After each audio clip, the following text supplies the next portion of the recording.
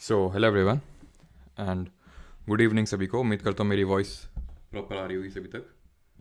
एक बार कंफर्म कर देंगे फिर हम लोग स्टार्ट करते हैं आज का लेक्चर। और आज से हम लोग बायोलॉजी स्टार्ट करने वाले हैं एंड उसका पहला टॉपिक रहने वाला है सेल, दैट इज़ कोशिका। एक बार कंफर्म करिए कि सारी चीज़ें प्रॉपर हैं कि नहीं।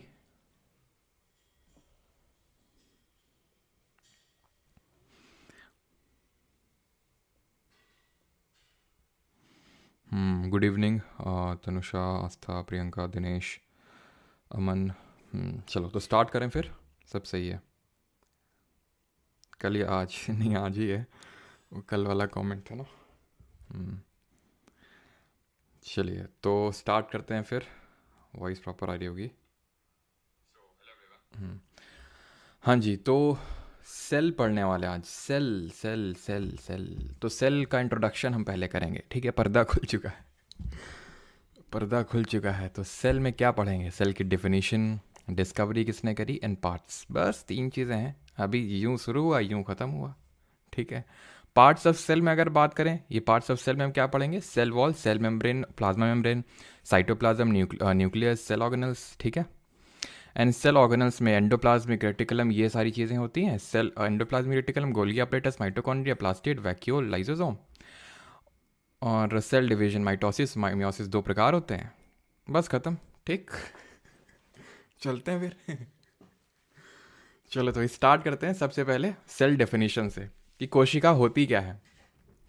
तो कोशिका होती है बिल्डिंग ब्लॉक ऑफ लाइफ। जो भी चीज़ जीवित है, कोई भी ऑर्गेनिज्म, कोई भी ऑर्गेनिज्म, जो ऑर्गेनिज्म है उसमें सेल है। उसमें जो जो चीज़ से बना हुआ है वो सेल है। जैसे कोई भी, चाहे घर ले लो, चाहे बिल्डिंग ले लो, चाहे छोटा सा घर ले लो, चाहे बड़ा सा घर ले लो, चाहे बड़ी सी बिल्डिंग ले लो, कुछ भी ले लो, ईंट तो ज़रूर लगी होगी। ईंट तो ज़रूर लगी होगी, यानी कि जिस तरह से बेसिक यूनिट अगर हम बात करें इस दीवार किसी घर की, एक ईंट होती है ना? उसी तरह ही कोई भी जो ऑर्गेनिज्म होता है, जो लिविंग है एक तरह से, तो उसका जो फंडामेंटल यूनिट होगा लाइफ का, जिससे वो बना है, that is called as cell. उसको हम कोशिका बोलते हैं। अब बहुत ज़्यादा से पीएचडी करने की ज़रूरत नहीं है, ठीक है? आगे बढ़ते हैं। अभी सेल की डिस्कवरी किसने करी थी, खोज किसने करी थी? तो इन्होंने करी थी, देख रहे हैं, इन्होंने खोज करी थी। इनका नाम क्या है? इनका नाम है रॉबर्ट हुक। इन्होंने इन द ईयर 1665 कॉर्क में ये ऑब्जर्व किया। कॉर्क में माइक्रोस्कोप का यूज़ करके, माइक्रोस्कोप से इन्होंने इसको मतलब जो मैग्नीफाई कर देता। अच्छा बताओ कि हमने फिजिक्स पढ़ा है, तो माइक्रोस्कोप में किस तरह का लेंस लगा होगा, कॉन्वेक्स और कॉनकेव? बताइए। तो कॉर्क क्या चीज़ होती है? तो ये जो पेड़ होती है, पेड़ की छाल, पेड़ की छाल से बनती कॉर्क। या फिर अगर आपको खोलने का अवसर मिला हो तो आपने ये देखा होगा कि जो वाइन्स की बॉटल होती हैं इसमें ये लगा होता है, ये स्टॉपर टाइप ये लगा होता है, इसको बोलते हैं कॉर्क। ये कॉर्क ही, इस कॉर्क से ही बना होता है ये, ठीक है? तो ये कॉर्क होता है। तो इसमें इन्होंने ऑब्जर्व किया कि ये बहुत ज़्यादा पीते थे, इसका मतलब अब वो तो रॉबर्ट हुक ही जाने, ठीक है? तो जो जो भी था, तो इन्होंने इसमें इस तरह का स्ट्रक्चर ऑब्जर्व किया। जब माइक्रोस्कोप से इन्होंने देखा तो इस तरह से ऑब्जर्व किया, जैसे कि यहाँ पे आप देख पा रहे हैं। ये कुछ ऑब्जर्वेंस कुछ इस तरह का था। ये जो स्कॉक सेल था कुछ इस तरह से लग रहा था जिस तरह हनी कॉम के कंपार्टमेंट्स होते हैं। अगर कभी आपने मधुमक्खी का छत्ता देखा हो, है ना, काफ़ी वैक्सी होता है। इससे अगर शहद पियो ना तो बड़ा मज़ा आता है तोड़ के लाओ और इससे पियो। तो हनी कॉम के जो कंपार्टमेंट्स होते हैं इस तरह से, इस तरह से, इस तरह से, इस तरह से, इसकी तरह रिजेंबल कर रहे थे। और इसको इसको लैटिन में सेल बोलते हैं। तो वहीं से इसका नाम पड़ गया सेल। समझ रहे हैं आप? ये जो कंपार्टमेंट्स यानी छोटे छोटे कमरों की तरह स्ट्रक्चर है ना, ये छोटे छोटे कमरों की तरह स्ट्रक्चर जो है, स्मॉल रूम की तरह जो स्ट्रक्चर है, उसको लैटिन में बोलते हैं सेल। तो वहीं से नाम पड़ गया इसका सेल, ठीक? कोशिका। अब बात ये आती है कि डिस्कवरी किसने करी? पढ़ तो लिए, रॉबर्ट हुक ने करी, लेकिन वो एक डेड सेल थी, मरी हुई सेल थी, जिंदा नहीं थी वो। तो जिंदा किसने किया? जिंदा जिसने भी किया हो हमें नहीं पता, लेकिन जिंदा सेल की डिस्कवरी किसने करी, लिविंग सेल की डिस्कवरी किसने करी? ल्यूवेनहॉक ने करी 1674। 1665 में, 1665 में डिस्कवरी हुई थी किसकी? 1665 में डिस्कवरी हुई थी डेड सेल की, ठीक है? 1665 में डिस्कवरी हुई थी डेड सेल की, एंड 1674 में डिस्कवरी हुई थी लिविंग सेल की। किसने करी थी? ल्यूवेनहॉक ने। इस तरह से याद कर सकते हैं, एल से ल्यूवेनहॉक एंड एल से लिविंग सेल। ये अभी हम पढ़ेंगे न्यूक्लियस प्रोटोप्लाज्म क्या होता है, तो अभी के आप इसको स्किप कर सकते हो, बाद में हम ये देखेंगे कि रॉबर्ट ब्राउन ने जो है न्यूक्लियस की डिस्कवरी करी थी एंड पुरकिंजे ने प्रोटोप्लाज्म टर्म दिया था, डिस्कवरी ने टर्म दिया था इन्होंने कि ये जो चीज़ है ये प्रोटोप्लाज्म है, तो पुरकिंजे ने दिया था। अभी क्या है ये चीज़ प्रोटोप्लाज्म न्यूक्लियस आप आगे देखेंगे, तो अभी ज़्यादा टेंशन मत लीजिए।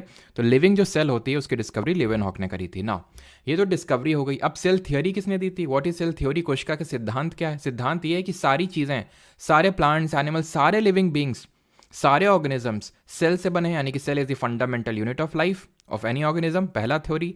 दूसरा थ्योरी वही है कि मतलब एक similarly basic unit of life होती है हमारी, यानी सारी चीज़ें सेल से बनी हुई हैं जितने भी हमारे ऑर्गेनिजम्स हैं, and it is the basic unit of life, ये सेल थ्योरी बोलती है। और इसको दिया था शेल्डन और स्वान ने 1838 में।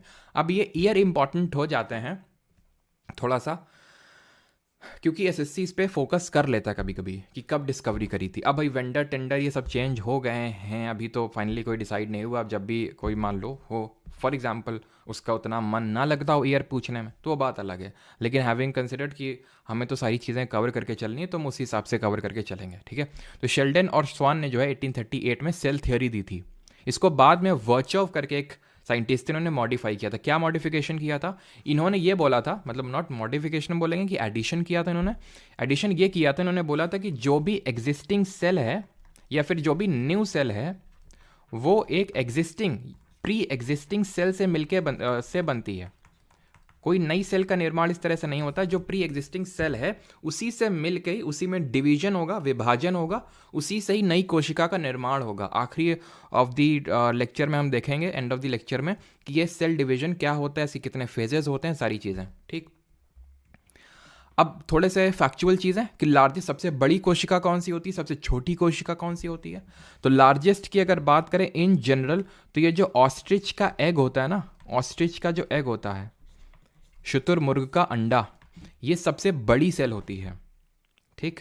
एंड बात करें अगर स्मॉलेस्ट सेल की, सबसे छोटी सेल की अगर बात करें, तो ये माइकोप्लाज्मा, जो एक तरह का बैक्टीरिया होता है, ठीक है, माइकोप्लाज्मा, ये सबसे छोटी सेल है। ये हम इन जनरल बात कर रहे हैं, लेकिन अगर ये ह्यूमंस में पूछने लगे, ह्यूमन में, तो ह्यूमन में होता है ये आपका अंडाणु, जिसको हम बोलते हैं ओवम, यानी कि एग से, एक तरह से जो एग सेल है, ठीक है। यहाँ पे मैं ये तो आप समझ पा रहे होंगे ना, जैसे जो फीमेल्स में होता है, हम पढ़ते हैं ना, जब रिप्रोडक्शन में भी हम लोग पढ़ेंगे कि फीमेल में होता है मतलब ओवम एंड मेल में होता है स्पर्म, है ना, शुक्राणु, और इसको अंडाणु बोलते हैं, अंडाणु और शुक्राणु होता है। जो शुक्राणु होता है, जो स्पर्म होता है मेल्स में, मेल जो होता है सेक्स सेल होता है, ये तो आपका फीमेल सेक्स सेल हो गया, और जो मेल सेक्स सेल होता है that is called a sperm, वो सबसे स्मॉलेस्ट सेल होती है आपकी। ह्यूमंस में हम बात कर रहे हैं, ओवरऑल तो आपका माइकोप्लाज्मा होगा। क्लियर हो गए, थोड़ी सी फैक्चुअल चीज़ें। अब यहाँ से स्टार्ट होते हैं पार्ट ऑफ सेल। तो सेल को आप ऐसे इमेजिन कर सकते हो कि भाई ये कोई बड़ा सा फैक्ट्री है, ये जो सेल है कोई बड़ी सी फैक्ट्री है, कुछ इस टाइप के शेप की होती है ये, और ये कोई बड़ी सी फैक्ट्री है, इस तरह से आप इमेजिन करिएगा। तो इस फैक्ट्री में बहुत सारे वर्कर्स काम कर रहे हैं। पहले तो ये बताइए, यहाँ तक सभी को सारी चीज़ें क्लियर है? मैं एक बार समराइज कर देता हूँ कि हमने अभी तक पढ़ा क्या। ये जो हमने पहला कंपोनेंट पढ़ा सेल टॉपिक का, इसमें क्या क्या चीज़ें हमने पढ़ी।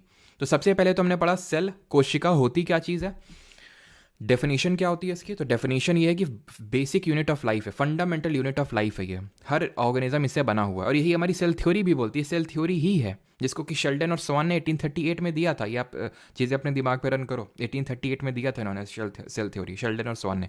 बाद में एडिशन किया था वर्चोव ने। वर्चोव ने क्या बोला था, वर्चोव ने बोला था कि जो भी सेल बनती है नई, वो प्री एग्जिस्टिंग सेल से ही बनती है, वो वर्चोव ने बोला था। सेल की डिस्कवरी किसने करी थी, रॉबर्ट हुक ने करी थी। किसमें, कॉक में करी थी, डेड सेल थी, 1665 में किया था। देन 1674 में लिविंग सेल की डिस्कवरी करी थी एंटनी वॉन लीवेनहॉक ने। इन शॉर्ट लीवेनहॉक आप बोल सकते हो, एल से लीवेनहॉक और एल से लिविंग सेल। किसमें करी थी, पॉन्ड वाटर, तालाब के पानी में करी थी। यहाँ तक सभी को सारी चीज़ें क्लियर हैं? किसी को यहाँ तक कोई डाउट तो नहीं है?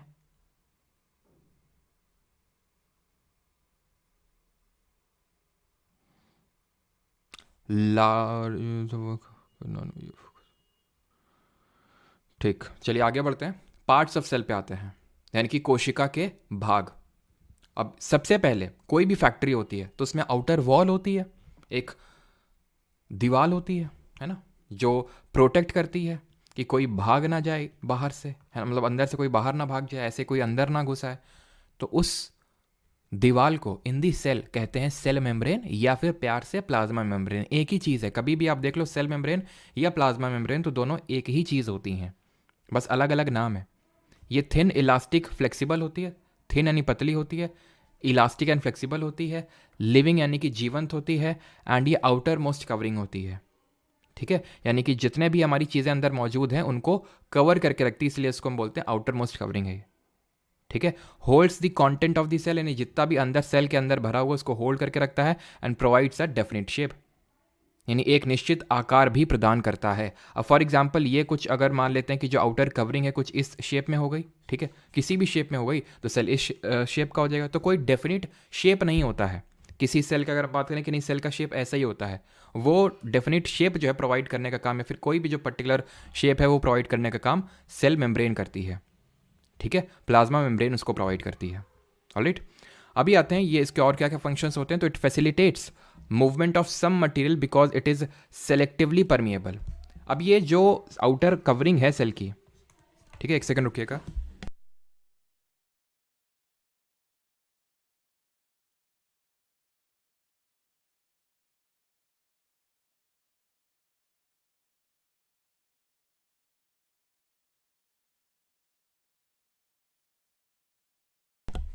Sorry for the break. तो इसका मेन काम ये होता है कि इट सेलेक्टिवली, मतलब ये सेलेक्टिवली परमिएबल मेम्ब्रेन होती है कि मतलब सेलेक्टिवली चीज़ों को अंदर बाहर होने देती है। यानी कि ऐसा नहीं कि कोई भी चीज़ अंदर आ जाएगी, वो सेलेक्टिवली कुछ चीज़ें आएंगी और कुछ चीज़ें नहीं आएंगी, कुछ चीज़ों को वहीं पे वो रोक देगा।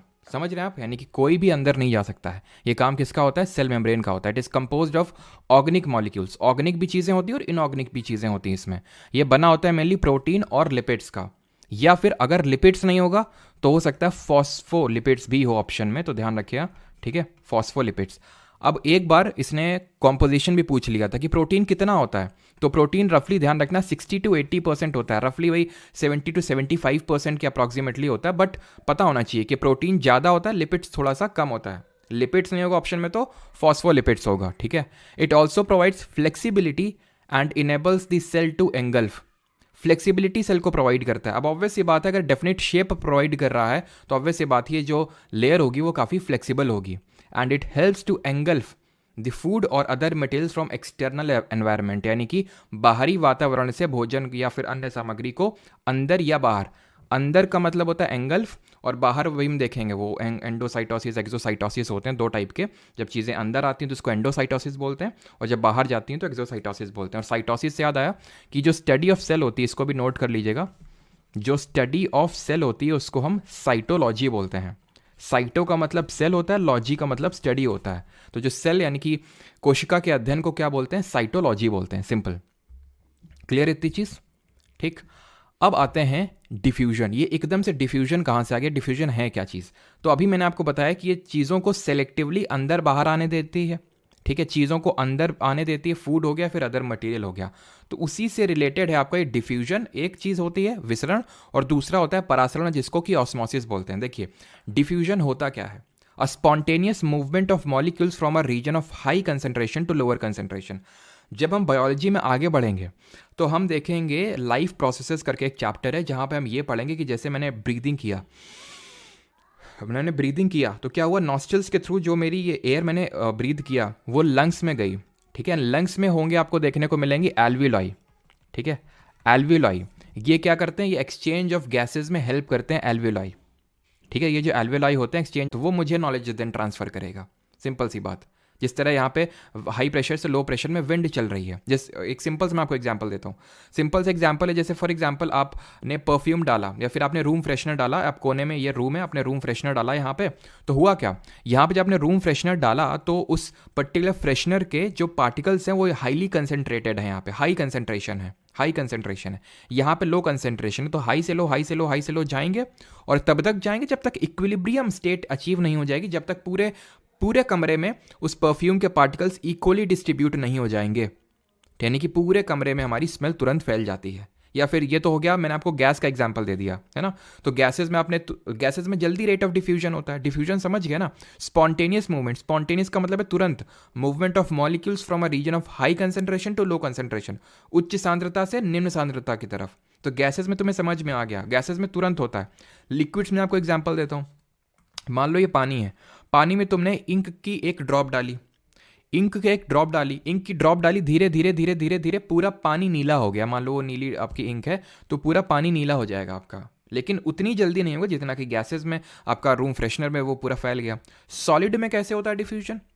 याद करो भाई, जिस टाइम पे जैसे कि आपने देखा होगा कि जब आप स्कूल जाते होंगे कि एकदम चिकना सा बोर्ड है, एकदम क्लीन किया गया है, एकदम ब्लैक बोर्ड आपका एकदम क्लीन है, एकदम ब्लैक है, प्योर ब्लैक है, लेकिन धीरे धीरे धीरे धीरे वो वाइट टर्न हो जाता है। क्यों? क्योंकि उसमें आपके टीचर ने लिखा, देन उसको डस्टर से रब किया गया, तो धीरे धीरे धीरे क्या हुआ, हाई से लो हाई से लो हाई से लो होते होते होते होते वो पूरा हल्का हल्का वाइट होने लगता है ना। तो वो सॉलिड में एक डिफ्यूजन का एग्जाम्पल है। ठीक है, तो ये कैसे, ये मैंने आपको बता दिया होता क्या है, और मैंने आपको एक्चुअल एग्जाम्पल भी दे दिया कि डिफ्यूजन कहाँ पे होता है। जैसे कि मैंने इनहेल किया तो एल्वेलाई में वो डिफ्यूजन होता है, इस तरह से वो हम पढ़ेंगे जब हम पढ़ेंगे ये पूरा अपना रेस्पिरेटरी सिस्टम। इसी तरह होता है डिफ्यूजन, ये आप चीज़ समझ गए, जैसे कि ये आप समझ लो डिफ्यूजन किस तरह से। तो यहाँ पे एक बॉटल है, बॉटल के अंदर मान लो कोई चीज़ है, किसी चीज़ के कोई पार्टिकल्स हैं ग्रीन कलर के, तो इनका हाई कंसेंट्रेशन है, यानी बहुत ज़्यादा कंसेंट्रेटेड है, तो धीरे धीरे धीरे धीरे बाहर निकलेंगे। जैसे ही हमने ये कॉर्क, मान लो ये कॉर्क खोला, तो ये धीरे धीरे धीरे हाई से लो हाई से लो हाई से लो, और कब तक जाएंगे, जब तक कि स्टेट ऑफ इक्विलिब्रियम अचीव नहीं हो जाएगा। ठीक है, ये सेल्युलर एक्टिविटीज़ में CO2 प्रोडक्शन टेक्स प्लेस, ये भूल जाओ ये सारी चीज़ें। वैसे तो यही चीज़ मैंने आपको बताई है कि किस तरह से O2 एल्वेलाई से ब्लड को मिलती है, और CO2 ब्लड से एल्वेलाई में जाती है, जिसको एक्सेल कर देते हैं। ठीक, अब आते हैं ये ऑस्मोसिस, परासरण क्या होता है, परासरण क्या चीज़ होती है। तो परासरण कुछ नहीं, ये भी हाई से लो में मूवमेंट है सर, ये भी हाई से लो में मूवमेंट है, ये movement of water from high concentration to low concentration. तो बात ये आती, डिफरेंस क्या है डिफ्यूजन और ऑस्मोसिस के बीच में? डिफ्यूजन जो अभी पढ़े हैं और ऑस्मोसिस जो अभी देख रहे हैं, इसके बीच में डिफरेंस क्या है? डिफरेंस ये है कि वो सॉलिड लिक्विड गैस तीनों में होता है, और ऑस्मोसिस जो है वो लिक्विड में ही होता है। उसके लिए कोई हमें झिल्ली यानी सेमी परमिएबल मेम्ब्रेन की रिक्वायरमेंट नहीं थी, यहाँ पे सेमी परमिएबल मेम्ब्रेन की रिक्वायरमेंट है, यहाँ पे नहीं आई थिंक लिखा हुआ है, लिखा नहीं हुआ, लेकिन ध्यान रखना जो ऑस्मोसिस होती है, ऑस्मोसिस होता है, it requires a semi permeable membrane. Semi permeable membrane मतलब, परमिएबल का मतलब होता है कोई चीज जो फ्रीली अंदर बाहर हो सके, सेमी का मतलब है आधे अधूरे तौर से। अभी सेल मेम्ब्रेन पढ़ रहे थे, कोशिका झिल्ली जिसको कि प्लाज्मा मेम्ब्रेन बोल रहे थे, तो वो क्या थी, सेमी परमिएबल ही तो थी। मतलब वो सेलेक्टिवली, वो वहाँ पे वो सेमी परमिएबल वर्ड नहीं यूज़ किया था, वहाँ पे सेलेक्टिव परमिएबल वर्ड का यूज़ किया था। सेम है, मतलब कि चीज़ों को सेलेक्टिवली अंदर बाहर आने जाने देती है, यानी कि सबको अंदर नहीं आने देगी, सबको बाहर नहीं जाने देगी, चीज़ों को होल्ड करके रखेगी। जो अंदर सेल का कंटेंट है उसको होल्ड करके रखेगी, कहाँ भाग रहे, उधर आओ अंदर, और जो चीज़ की रिक्वायरमेंट होगी वो अंदर भी लेगा। और जिस चीज़ को बाहर, मान लो कोई चीज़, अभी हम देखेंगे किस तरह से अंदर बाहर होता है, कि कोई चीज़ अगर मान लो अनवांटेड आ गई है उसको बाहर भी करता है। ठीक, तो सेमी परमिएबल है। ठीक है, सेमी परमिएबल मेम्ब्रेन के थ्रू होता है ऑस्मोसिस। अब ये ऑस्मोसिस जो है आपसे किस तरह का क्वेश्चन पूछेगा, क्वेश्चन आपसे इस तरह का पूछेगा कि मान लो कि कोई एक आरबीसी है, रेड ब्लड सेल है, अभी तो आरबीसी के बारे में पढ़े नहीं, भूल जाओ आरबीसी, कोई भी चीज़ है, कोई भी मान लो इस तरह से बोलेगा कोई सेल है, ठीक है। अब उसको हमने एक हाइपोटोनिक सोल्यूशन में डाल दिया, तो उस सेल के साथ क्या होगा, फूलेगी, श्रिंक हो जाएगी, पिचक जाएगी, या फिर वैसे की वैसे ही रहेगी, क्या होगा। तो हमेशा ध्यान रखना, अभी मैंने आपको बताया कि हाई से लो में मूवमेंट होता है, हाई कंसेंट्रेशन से लो कंसेंट्रेशन।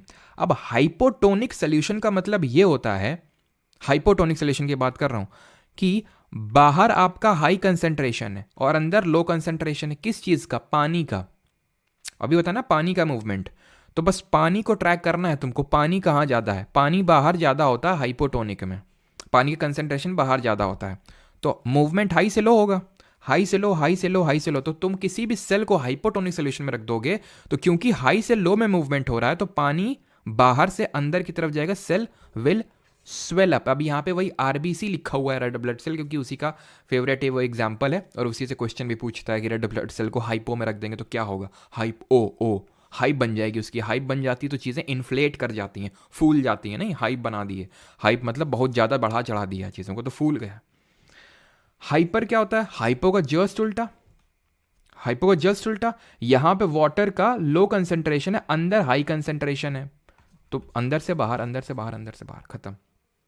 आइसो का कुछ नहीं होता है, इक्वल कंसेंट्रेशन है, बाहर भी अंदर भी, यानी कि इसमें कोई मूवमेंट नहीं होगा, वैसी की वैसे ही रहेगी। हम बोल सकते हैं, क्या बोल सकते हैं कि जब ये हाई से लो में मूवमेंट हुआ तो कब तक होगा, जब तक कि ये सोल्यूशन आइसोटोनिक नहीं बन जाएगा। यहाँ पे भी अंदर से बाहर मूवमेंट हो रहा है, कब कब तक होगा, जब तक कि वो सोल्यूशन आइसोटोनिक नहीं बन जाएगा। आइसोटोनिक मतलब स्टेट ऑफ इक्विलिब्रियम, जहाँ पे कोई मूवमेंट नहीं हो रहा है, अंदर भी बाहर भी इक्वल कंसेंट्रेशन है वाटर के मॉलिक्यूल्स का।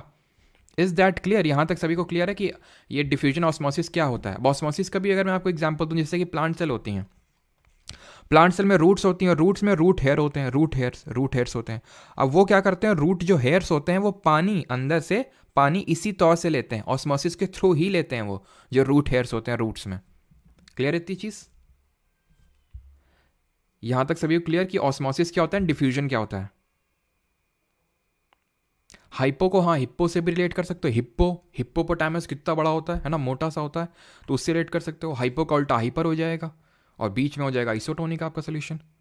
ठीक, क्लियर है यहाँ तक सभी को? अब आते हैं सेल वॉल पे। बफ हुआ था, क्लियर कहाँ से होगा? क्या बफरिंग हुई थी क्या? अबे यार,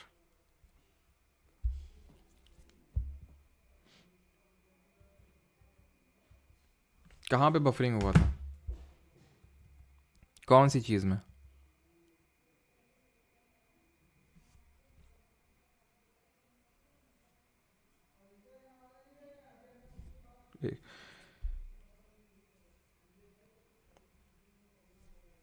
डिफ्यूज़न जस्ट चालू हुआ था। मैं फिर से बताता हूँ डिफ्यूजन होता क्या है। तो डिफ्यूजन होता है, मैं फिर से इस चीज़ को रिपीट कर देता हूँ। डिफ्यूजन होता है movement of molecules from a region of high concentration to low concentration, यानी कि उच्च सांद्रता वाले क्षेत्र से निम्न सांद्रता वाले क्षेत्र की ओर अणुओं की एक सहज गति। यानी कि जब मूवमेंट्स होता है हाई कंसेंट्रेशन से लो कंसेंट्रेशन की तरफ, जैसे फॉर एग्जांपल आपने परफ्यूम डाला, आपने रूम फ्रेशनर डाला, ठीक है, कमरे के एक कोने में आपने रूम फ्रेशनर डाला, तो अब यहाँ पे उस रूम फ्रेशनर के जो पार्टिकल्स हैं वो हाईली कंसेंट्रेटेड हो गए। धीरे धीरे धीरे धीरे क्या होता है, उस पर्टिकुलर उसकी जो स्मेल है वो पूरे कमरे में फैल जाती है। क्यों? क्योंकि यहाँ पे हाई कंसेंट्रेशन था पार्टिकल्स का और बाकी जगह लो कंसेंट्रेशन था पार्टिकल्स का। ठीक है, तो हाई कंसेंट्रेशन से लो कंसेंट्रेशन की तरफ मूवमेंट हुआ। ये हो गया गैसेस में एग्जाम्पल डिफ्यूजन का। लिक्विड्स में अगर बात करें तो लिक्विड्स में किस तरह से मूवमेंट होता है, तो लिक्विड्स में कुछ इस तरह से मूवमेंट होता है, जैसे फॉर एग्जांपल ये मान लेते हैं वाटर है, ठीक है। अब इस वाटर में, ठीक है, इस वाटर में हमने इंक डाली, ठीक है, मान लेते हैं ये ब्लू कलर की इंक डाली, तो धीरे धीरे क्या होगा, पूरा पानी नीला हो जाएगा। यहाँ पे क्योंकि हाई कंसेंट्रेशन है, इंक के जो ड्रॉप हमने डाली उसके मॉलिक्यूल्स का हाई कंसेंट्रेशन है, यहाँ पे लो कंसेंट्रेशन, धीरे धीरे धीरे धीरे धीरे धीरे धीरे क्या होगा, पूरा पानी जो है हमारा नीला हो जाएगा। ये लिक्विड्स में एग्जाम्पल हो गया। सॉलिड्स में अगर मैंने आपको एग्जाम्पल दिया था कि जैसे आपने देखा होगा कि जब आप स्कूल जाते थे तो ब्लैक बोर्ड एकदम क्लीन फ्रेश ब्लैक है ना, आपकी जो आया होती थी स्कूल की वो पूरा साफ़ करके गई हैं, या फिर आपको ही आया बना दिया जाता था तो आप भी पूरा ब्लैक बोर्ड साफ़ करते थे, एकदम ब्लैक हो गया। लेकिन धीरे धीरे जैसे उसमें टीचर एक दो दिन लिखना स्टार्ट किया वो पूरा धीरे धीरे धीरे वाइटिश शेड आने लगता था। क्यों? क्योंकि जहाँ पे टीचर ने लिखा वहाँ पे वो पर्टिकुलर चौक के पार्टिकल्स हैं, उनका हाई कंसेंट्रेशन है, डस्टर से रब किया, वो हाई से लो की तरफ भागे तो पूरा वो हमारा वाइटिश हो गया। ये डिफ्यूजन के मैंने तीनों एग्जाम्पल दे दिए। रेट आप देख सकते हैं, गैस के पार्टिकल जल्दी मूव करते हैं, जल्दी क्योंकि ज़्यादा हम वो पढ़ेंगे उसके पीछे का रीज़न क्या, जब हम स्टेट ऑफ मैटर पढ़ेंगे कि क्यों गैसेस के पार्टिकल जल्दी भागते हैं, लिक्विड के कम और सॉलिड के कम। ठीक है, और यहाँ पे मैंने आपको एग्जांपल दिया था, एक एप्लीकेशन बताया था कि एक्चुअल में ह्यूमंस में कहाँ पे डिफ्यूजन होता है। तो जब हम सांस लेते हैं, मैंने सांस लिया, लंग्स में स्टोर हुआ, लंग्स में एल्वियोलाई हैं, ठीक है, एल्वियोलाई जो होते हैं ये बैग लाइक स्ट्रक्चर होते हैं, भूल जाओ इसके बारे में नहीं पढ़ना, एल्वियोलाई नहीं पढ़ा रहा हूँ मैं आपको, बस एप्लीकेशन बता रहा हूँ डिफ्यूजन का। तो ये मान लो कि ये बैग लाइक स्ट्रक्चर है एल्वियोलाई। जब मैंने सांस लिया ना तो एल्वियोलाई में O2 स्टोर हो गई। अब ये O2 कहाँ पे जानी, सेल के पास जानी है। कौन लेके जाता है? खून, ब्लड लेके जाता है। तो कैसे ये खून तक पहुँचेगा, ब्लड तक पहुँचेगा? एल्वियोलाई से। तो एक्सचेंज ऑफ गैस होगा। O2 का अंदर हाई कंसेंट्रेशन है, O2 का ब्लड में लो कंसेंट्रेशन है, तो हाई से लो मूवमेंट होगा और O2 पहुँच जाएगी किसके पास, ये पहुँच जाएगी आपके उसके पास मतलब ब्लड के पास पहुंच जाएगी। इसी ऐसा ही होता है ऑस्मोसिस, ठीक है, ये होता है डिफ्यूजन। जैसे कि यहाँ पे आप देख पा रहे हैं किस तरह से हाई से लो में मूवमेंट हो रहा है। यहाँ पे बॉटल के अंदर जो पार्टिकल है उनका कंसंट्रेशन हाई है, और जो बाहर अगर हम देखें तो ये ग्रीन पार्टिकल्स का कंसंट्रेशन लो है। धीरे धीरे धीरे धीरे ये डिस्ट्रीब्यूट होंगे ऑल थ्रू आउट दी, मतलब बाहर कब तक डिस्ट्रीब्यूशन होगा, जब तक कि स्टेट ऑफ इक्विलिब्रियम अचीव नहीं हो जाएगा तब तक मूवमेंट इनका होता रहेगा। फिर मैंने आपको ऑस्मोसिस बताया कि भाई ऑस्मोसिस क्या होता है, वही सेम हाई से लो में मूवमेंट, बट अंतर क्या होता है डिफ्यूजन ऑस्मोसिस में? अंतर ये होता है कि डिफ्यूजन सिर्फ डिफ्यूजन सॉलिड लिक्विड गैसेस तीनों में होता है, लेकिन ऑस्मोसिस सिर्फ पानी में होता है, सिर्फ लिक्विड में होता है, सिर्फ लिक्विड में होता है। और उसके लिए कोई सेमी परमिएबल मेम्ब्रेन की रिक्वायरमेंट नहीं थी, बट यहाँ पे सेमी परमिएबल मेम्ब्रेन की रिक्वायरमेंट होती है। और यहाँ पे वो फंक्शन कौन परफॉर्म करता है? हमारी जो सेल मेम्ब्रेन, जिसको कि हम प्लाज्मा मेम्ब्रेन भी बोलते हैं, वो परफॉर्म करती है। जो सेलेक्टिवली, सेमी परमिएबल का मतलब होता है जो सेलेक्टिवली, सेलेक्टिव परमिएबल मेम्ब्रेन भी इसको बोलते हैं, जो सेलेक्टिवली चीज़ों को आने देती है और बाहर जाने देती है, सबको अंदर बाहर नहीं आने देती है, जाने देती है। सेमी परमिएबल इसलिए बोलते हैं। तो हमारी सेल मेम्ब्रेन सेमी परमिएबल होती है। यहाँ तक चीज़ें क्लियर। अब मैंने आपको बताया था कि भाई ये एक हमारी फैक्ट्री है, ठीक है, ये हमारी एक फैक्ट्री है, और ये जो इसकी आउटर वॉल है इसको हम सेल मेम्ब्रेन बोलते हैं। अब ये आउटर मेम्ब्रेन जो है, अभी भी बफरिंग हो रही है क्या?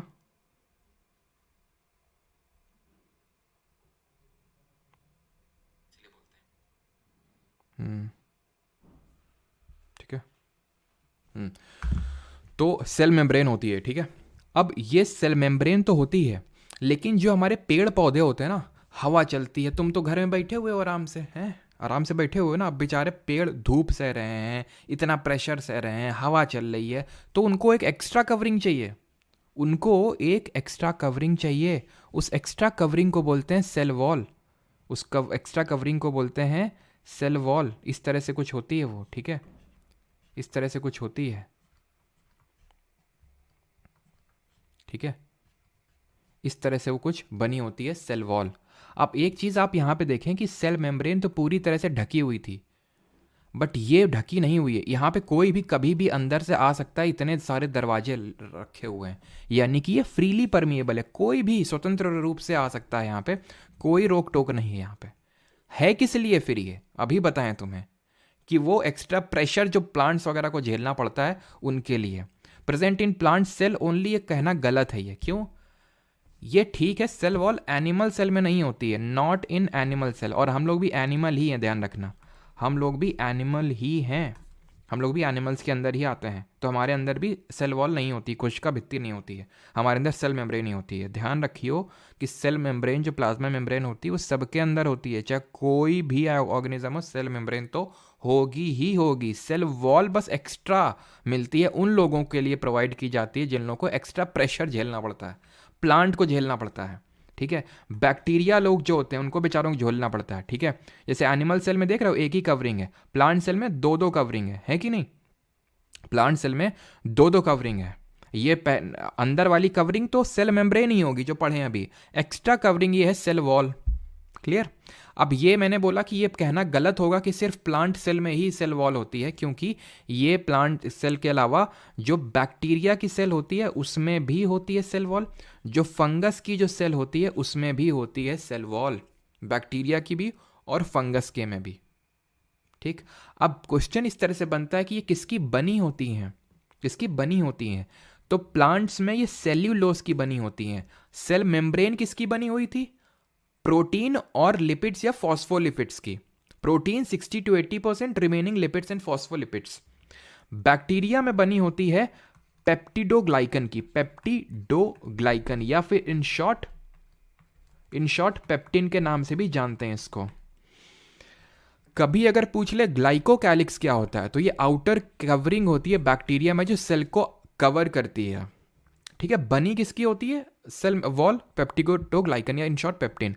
फंगस की जो सेल वॉल बनी होती है वो कॉम्प्लेक्स सुगर होती है जिसको बोलते हैं काइटिन या चिटिन, जो भी बोलो, बोलने के लिए नहीं आएगा, ठीक है। तो ये एनिमल सेल है, ये प्लांट सेल है।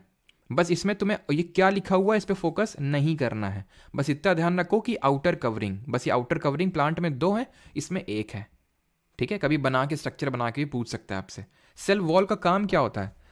सेल को स्ट्रेंथ, शेप देना सेल को। सर शेप तो सेल को दे रहा था सेल मेम्ब्रेन, दे रहा था सेल मेम्ब्रेन, सेल मेम्ब्रेन दे रहा था एनिमल सेल में, क्योंकि सिर्फ वही थी उसमें, एक ही लेयर थी। यहाँ दो लेयर है ना, तो बाहर वाली कौन सी है, बाहर वाली सेल वॉल है, तो ये प्रोवाइड करेगी शेप यहाँ पे, ठीक है, शेप ये प्रोवाइड करेगी। क्लियर, ये डिफरेंस है, कोई इसमें नई चीज़ नहीं है। आप इसको पढ़ लेंगे कि सेल वॉल नॉन लिविंग होती है, लिविंग होती है। देख लीजिए यहाँ पे लिविंग होती है और ये नॉन लिविंग होती है। ये सेलेक्टिवली परमिएबल है, दैट इज सेमी परमिएबल है, सेलेक्टिवली चीज़ों को अंदर बाहर आने जाने देती है। बट सेल वॉल सबको, आओ भैया जाओ भैया, जिसका मन हो जहाँ मन हो, बस हम तो स्ट्रेंथ प्रोवाइड करने का काम है हमारा, देखने का काम नहीं कि कौन आ रहा है कौन जा रहा है, वो सेल मेम्ब्रेन देखेंगे। हमारा काम जितना है बस स्ट्रेंथ प्रोवाइड करना, ठीक है। ये रिजिड एंड टफ होती है, it is soft and appear to be jelly like structure. अब एक चीज़ ध्यान रखना, और वो एक चीज़ ये है कि चलो नहीं होगा तो आगे देखेंगे अभी, ठीक है, आगे देखते हैं। कोशिका भित्ति और कोशिका झिल्ली में ये डिफरेंस है, हिंदी में लिखा हुआ है, आप देख सकते हैं आराम से इसको पॉज करके, ठीक। अभी आते हैं पार्ट्स ऑफ सेल पे। पार्ट्स ऑफ सेल, पहला सेल टॉपिक में पहला पार्ट हमने क्या पढ़ा था, सेल की डिस्कवरी, सेल थ्योरी, ये सब पढ़ा। अब हम दूसरे पार्ट में आ चुके हैं, जिसमें कि हमने पहले तो आउटर कवरिंग सेल के बारे में पढ़ी। सेल की आउटर कवरिंग के बारे में ही सिर्फ अभी तक हमने पढ़ा है और कुछ नहीं पढ़ा है। अब हम सेल के अंदर, उस फैक्ट्री के अंदर जाएंगे और देखेंगे कौन कौन यहाँ पे काम कर रहा है। ये है मैनेजर फैक्ट्री का मैनेजर है ये, जो मैनेज कर रहा है सबको, यानी दिमाग यही चला रहा है, सबको कंट्रोल कर रहा है, सबको सेंटर में होता है और सबको कंट्रोल करता है। भूरा भैया ने डिस्कवर किया था इसको, ठीक। एंड सेल्यूलर कंपोनेंट होता है, सेल के अंदर होता है, ये कोई याद करने वाली चीज़ नहीं है, ठीक है, बस लिखा हुआ है ऐसे ही। लार्ज इन साइज होता है, बड़ा होता है, लार्ज सेल स्ट्रक्चर हो तो कोई याद करने की चीज़ नहीं। तो याद करने की चीज़ है क्या, brain of the cell and Robert भूरे जी, बस दो चीज़ मैनेज करने का काम होता है। दिखाते हैं तुम्हें स्ट्रक्चर अभी। दो पार्ट होते हैं इसके, न्यूक्लियर एनवेलप और न्यूक्लियोप्लाज्म। ये है देखो केंद्र, जैसे कि ये सेल है, जैसे सेल है तो सेल के अंदर होता है, ये सेंट्रली लोकेटेड होता है, सेंटर में लोकेटेड होता है, ये इस तरह से गोल गोल स्ट्रक्चर होता है सेंटर में। दो चीज़ों का बना होता है, अभी आपको बताया, न्यूक्लियर एनवेलप और न्यूक्लियोप्लाज्म। ये होता है एनवेलप, ये जो बाहर का देख रहे हो ना, जिस तरह से सेल, ये सेल मेम्ब्रेन होती है, ये सेल मेम्ब्रेन होती है ना, ये होती है न्यूक्लियर मेम्ब्रेन, उसी को हम बोल देते हैं क्या, न्यूक्लियर एनवेलप। और जो अंदर भरा हुआ है उसको बोलते हैं न्यूक्लियोप्लाज्म। जिस तरह से आई थिंक आगे है कि नहीं है, कोई नहीं, आगे देख लेंगे। वैसे तो यहाँ पे इस पर्टिकुलर फिगर में आप अगर एक चीज़ को ऑब्जर्व करेंगे तो ये जो पर्टिकुलर द्रव्य भरा हुआ है ना, ये फ्लूइड है, ये एक तरह का फ्लूइड स्ट्रक्चर है, इसको बोलते हैं साइटोप्लाज्म, ठीक है।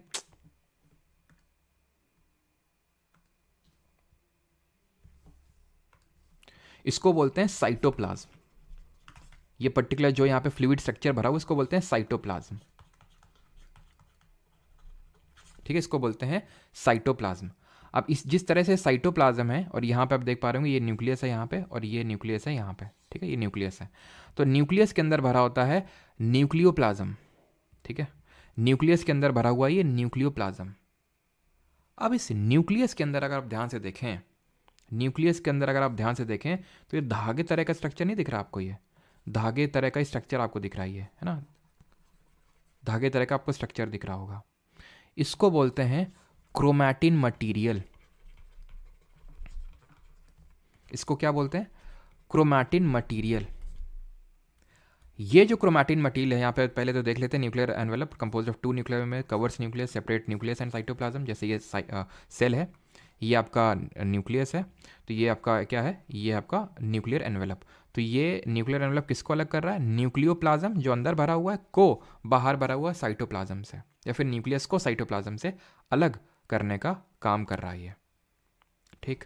Permit transfer of materials between nucleoplasm and cytoplasm, nucleoplasm और साइटोप्लाज्म के बीच में ट्रांसफर का काम करता है कि अंदर से बाहर, जैसे मतलब न्यूक्लियोप्लाज्म से अगर कोई चीज़ साइटोप्लाज्म में जानी, साइटोप्लाज्म से अंदर आनी है न्यूक्लियोप्लाज्म में, तो वो काम न्यूक्लियर एनवेलप का होता है, मतलब बेसिक कवरिंग है, ठीक है। इसमें दो चीज़ें होती हैं, लिक्विड ग्राउंड सब्सटेंस होता है and covered by nuclear envelope, ठीक है, कोई नई चीज़ नहीं इसमें।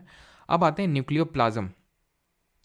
जब भी हमने पढ़ा साइटोप्लाज्म, वैसे ही न्यूक्लियोप्लाज्म, ये दो चीज़ों से बना होता है, न्यूक्लियोलस और क्रोमैटिन मटेरियल, जिसके भी हम बात कर रहे थे, धागे तरह का जो स्ट्रक्चर होता है। अब न्यूक्लियोलस क्या था उसको भी यहाँ पे देख लो, ये देख पा रहे हो यहाँ पे, ये चीज़ ठीक है, यहाँ पे, तो इसको बोलते हैं न्यूक्लियोलस, ठीक है। और ये जो धागे तरह का स्ट्रक्चर, इसको बोलते हैं क्रोमैटिन मटीरियल, ठीक है। तो न्यूक्लियोलस एक या एक से ज़्यादा हो सकते हैं, प्रोटीन फॉर्मिंग सेंटर होते हैं, दैट इज ये राइबोजेनेसिस में इन्वॉल्व होते हैं, प्रोटीन फॉर्मिंग सेंटर्स होते हैं। अब अभी पढ़ेंगे हम लोग कि जो राइबोसोम्स होते हैं वो प्रोटीन के सिंथेसिस में इन्वॉल्व होते हैं। तो जहाँ जहाँ राइबोसोम होगा वहाँ वहाँ प्रोटीन बनेगा, या फिर हम बोल सकते हैं वैसे वर्षा, जहाँ जहाँ प्रोटीन बन रहा है दैट मीन्स कि वहाँ वहाँ पे राइबोसोम है। तो ये आपके प्रोटीन फॉर्मिंग सेंटर भी होते हैं न्यूक्लियोलस। एंड जो क्रोमैटिन मटेरियल होता है, this is entangled mass of thread like structures during cell division, chromatin materials gets organised into chromosomes. अब ये जो धागे तरह का स्ट्रक्चर दिख रहा है आपको, इस तरह का जो धागे तरह का जो स्ट्रक्चर दिख रहा है, ये बहुत ही अजीब टाइप का लग रहा है आपको कि ऐसे ही फैले हुए धागे। ये धागे जो है आराम से ऑर्गेनाइज हो जाते हैं जब सेल डिवीजन होता है, जब कोशिका का विभाजन होता है। जब कोशिका का विभाजन होता है देन ये जो क्रोमैटिन मटेरियल है आपस में एंटैंगल हो जाता है। एंटैंगल से मतलब है ऑर्गेनाइज हो जाता है, एंड ये बन जाता है क्रोमोसोम्स। क्रोमैटिन मटेरियल जो है जब सेल डिवीजन होता है तो ये किसमें बदल जाता है, क्रोमोसोम में, which are a thread like structure visible during cell division. दो चीज़ों से मिल के बने होते हैं, डीएनए और प्रोटीन। किससे मिल के बने होते हैं, डीएनए और प्रोटीन से। सेल है, सेल के अंदर न्यूक्लियस है, न्यूक्लियस के अंदर क्रोमैटिन मटेरियल है, वो जब सेल डिवीजन होगा तो एंटैंगल्ड हो जाएगा, क्रोमोसोम बन जाएगा, ठीक है। और क्रोमोसोम किससे बना हुआ है, डीएनए और प्रोटीन से बना हुआ है। डीएनए किससे बने हुए हैं, तो डीएनए एक तरह से जीन, इनका जो एक बेसिक यूनिट है, फंक्शनल यूनिट है डीएनए का, वो जीन है। लेकिन बने हुए हैं 4 पेयर्स हैं होते हैं, अभी एडेनाइन, गुआमाइन, थाइमाइन, साइटोसाइन वो देखेंगे। बट ये जो डीएनए है वो जीन इनका बेसिक यूनिट है, और यही जीन ट्रांसफर होते हैं from one generation to another generation. जैसे कि ये हमारा न्यूक्लियस है, ठीक है, और उसी जीन की वजह से हमें कुछ रिजेम्बलेंस मिलती है अपनी पेरेंट्स से या फिर ग्रैंड पेरेंट्स से, है ना, कि ये नाक इस तरह से है, हमारी कलर उस तरह से है, या फिर मतलब बाल, फॉर एग्जांपल किसी के अगर स्ट्रेट हैं तो हो सकता है उनके फादर पे बाल गए बिकॉज उनके भी बाल स्ट्रेट हैं। तो क्यों, क्योंकि वो जीन के थ्रू ट्रांसफ़र हो रहे हैं। और जीन किस में है, जीन डीएनए में है, डीएनए किस में है, क्रोमोसोम में, क्रोमोसोम किस में है, न्यूक्लियस में है। तो यहाँ पे आप देख सकते हैं ये न्यूक्लियस अंदर, ये आपको दिख रहा है, ये क्या है, ये क्रोमोसोम्स हैं आपके। क्रोमोसोम कितने होते हैं, 46 क्रोमोसोम होते हैं इस स्ट्रक्चर के, 46। लेकिन ये हमेशा पेयर्स में एग्जिस्ट करते हैं, और टोटल पेयर में 2 चीज़ें होती हैं, दैट मीन्स 23 पेयर्स होंगे यहाँ पे। एक पेयर में 2 चीज़ें होती हैं ना, तो टोटल 23 पेयर्स होंगे। अब इसमें 23 पेयर्स में भी इनको हम डिवाइड करते हैं 22 और 1। जो 22 होते हैं इनका सेक्स से कोई लेना देना नहीं है, मतलब कि ये ऑटोसोमल होते हैं, ऑटोसोमल। ये जो एक पेयर है ऑफ क्रोमोसोम ये सेक्स में इन्वॉल्व होता है, ठीक है, इसको हम सेक्स क्रोमोसोम बोलते हैं। सेक्स क्रोमोसोम मेल में होता है ये एक्स वाई के फॉर्म में, एंड फीमेल में होता है ये एक्स एक्स के फॉर्म में। जब हम जेनेटिक्स पढ़ेंगे तो उस पर्टिकुलर हेरिडिटरी एवोल्यूशन पढ़ेंगे, उस टॉपिक में देखेंगे किस तरह से मतलब मेल फीमेल में क्रॉस होता है, देन कैसे मेल बच्चा होता है, कैसे फीमेल होता है, तो वो वहाँ पे हम देखेंगे। अभी के लिए क्रोमोसोम की अगर हम बात करें तो डीएनए और प्रोटीन से मिलकर बना होता है। 23 पेयर्स होते हैं, टोटल 46 होंगे, जिसमें 22 ऑटोसोमल होते हैं, एंड एक सेक्स क्रोमोसोम होता है, एक पेयर सेक्स क्रोमोसोम होता है। अब ये जो आपके क्रोमोसोम्स हैं, अगर आप ध्यान से देखें यहाँ पे, तो ये इसके अंदर आपको क्या देखने को मिलेगा, डीएनए। और डीएनए जो है उसमें बीच बीच में तुम्हें प्रोटीन, हिस्टोन नाम का एक प्रोटीन देखने को मिलेगा बीच बीच में, जिससे कनेक्टेड है। अब डीएनए में किस तरह के क्वेश्चन बनते हैं, एक तो पहली बात तो इसका जो फॉर्मूला है, सॉरी फुल फॉर्म है, डीऑक्सी राइबो न्यूक्लियाइक एसिड, पता होना चाहिए, ribo nucleic acid, I hope सबको पता होगा ये फॉर्मूला तो। एंड जो इंपॉर्टेंट क्वेश्चन बनता है वो ये है कि इसका जो मॉलिक्यूल है उसकी डिस्कवरी किसने करी थी, एंड जो इसका डबल हेलिकल स्ट्रक्चर है, डबल हेलिकल स्ट्रक्चर का मतलब है द्विकुंडलीय संरचना। तो मॉलिक्यूल की अगर बात करेंगे तो ये फ्रेडरिक मिशर ने करी थी, ध्यान रखिएगा, किसने, फ्रेडरिक मिशर ने। कब करी थी, 1869 में। इसी साल मेंडलीव ने अपनी पीरियोडिक टेबल भी दी थी, हम देखेंगे जब केमिस्ट्री पढ़ेंगे। एंड डबल हेलिकल स्ट्रक्चर का मतलब होता है द्विकुंडली संरचना, मतलब इस तरह से जो यहाँ पे आप देख पा रहे हैं ये डबल हेलिकल स्ट्रक्चर है, ये डबल हेलिकल स्ट्रक्चर है। इसको दिया था James Watson and Crick, Watson and Crick, बस आप शॉर्ट में याद रखो, वॉटसन एंड क्रिक। 1953 में इन्होंने ये स्ट्रक्चर दिया था, डबल हेलिकल स्ट्रक्चर। अब ये हैं बेस पेयर्स जिससे डीएनए मिलके बने हुए हैं, ATGC। ये मैं आपको लिख देता हूँ यहाँ पे, ATGC होता क्या है, तो ATGC, A stands for adenine, T thymine, G guanine, ठीक है, गुआमाइन, एंड C से साइटोसाइन। तो ये बेस पेयर्स होते हैं डीएनए में। यहां तक किसी कोई डाउट? देन हम बढ़ते हैं साइटोप्लाज्म की ओर।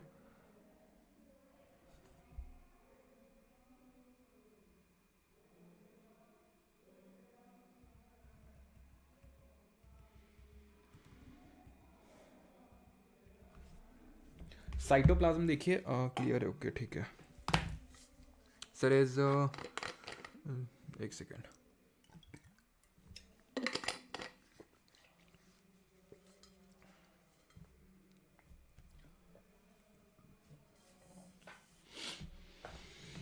बिल्कुल कोमल, उसको हम बोल सकते हैं एप्लीकेशन, बट उनमें डिफरेंस भी होता है जो मैंने आपको बताया है ना।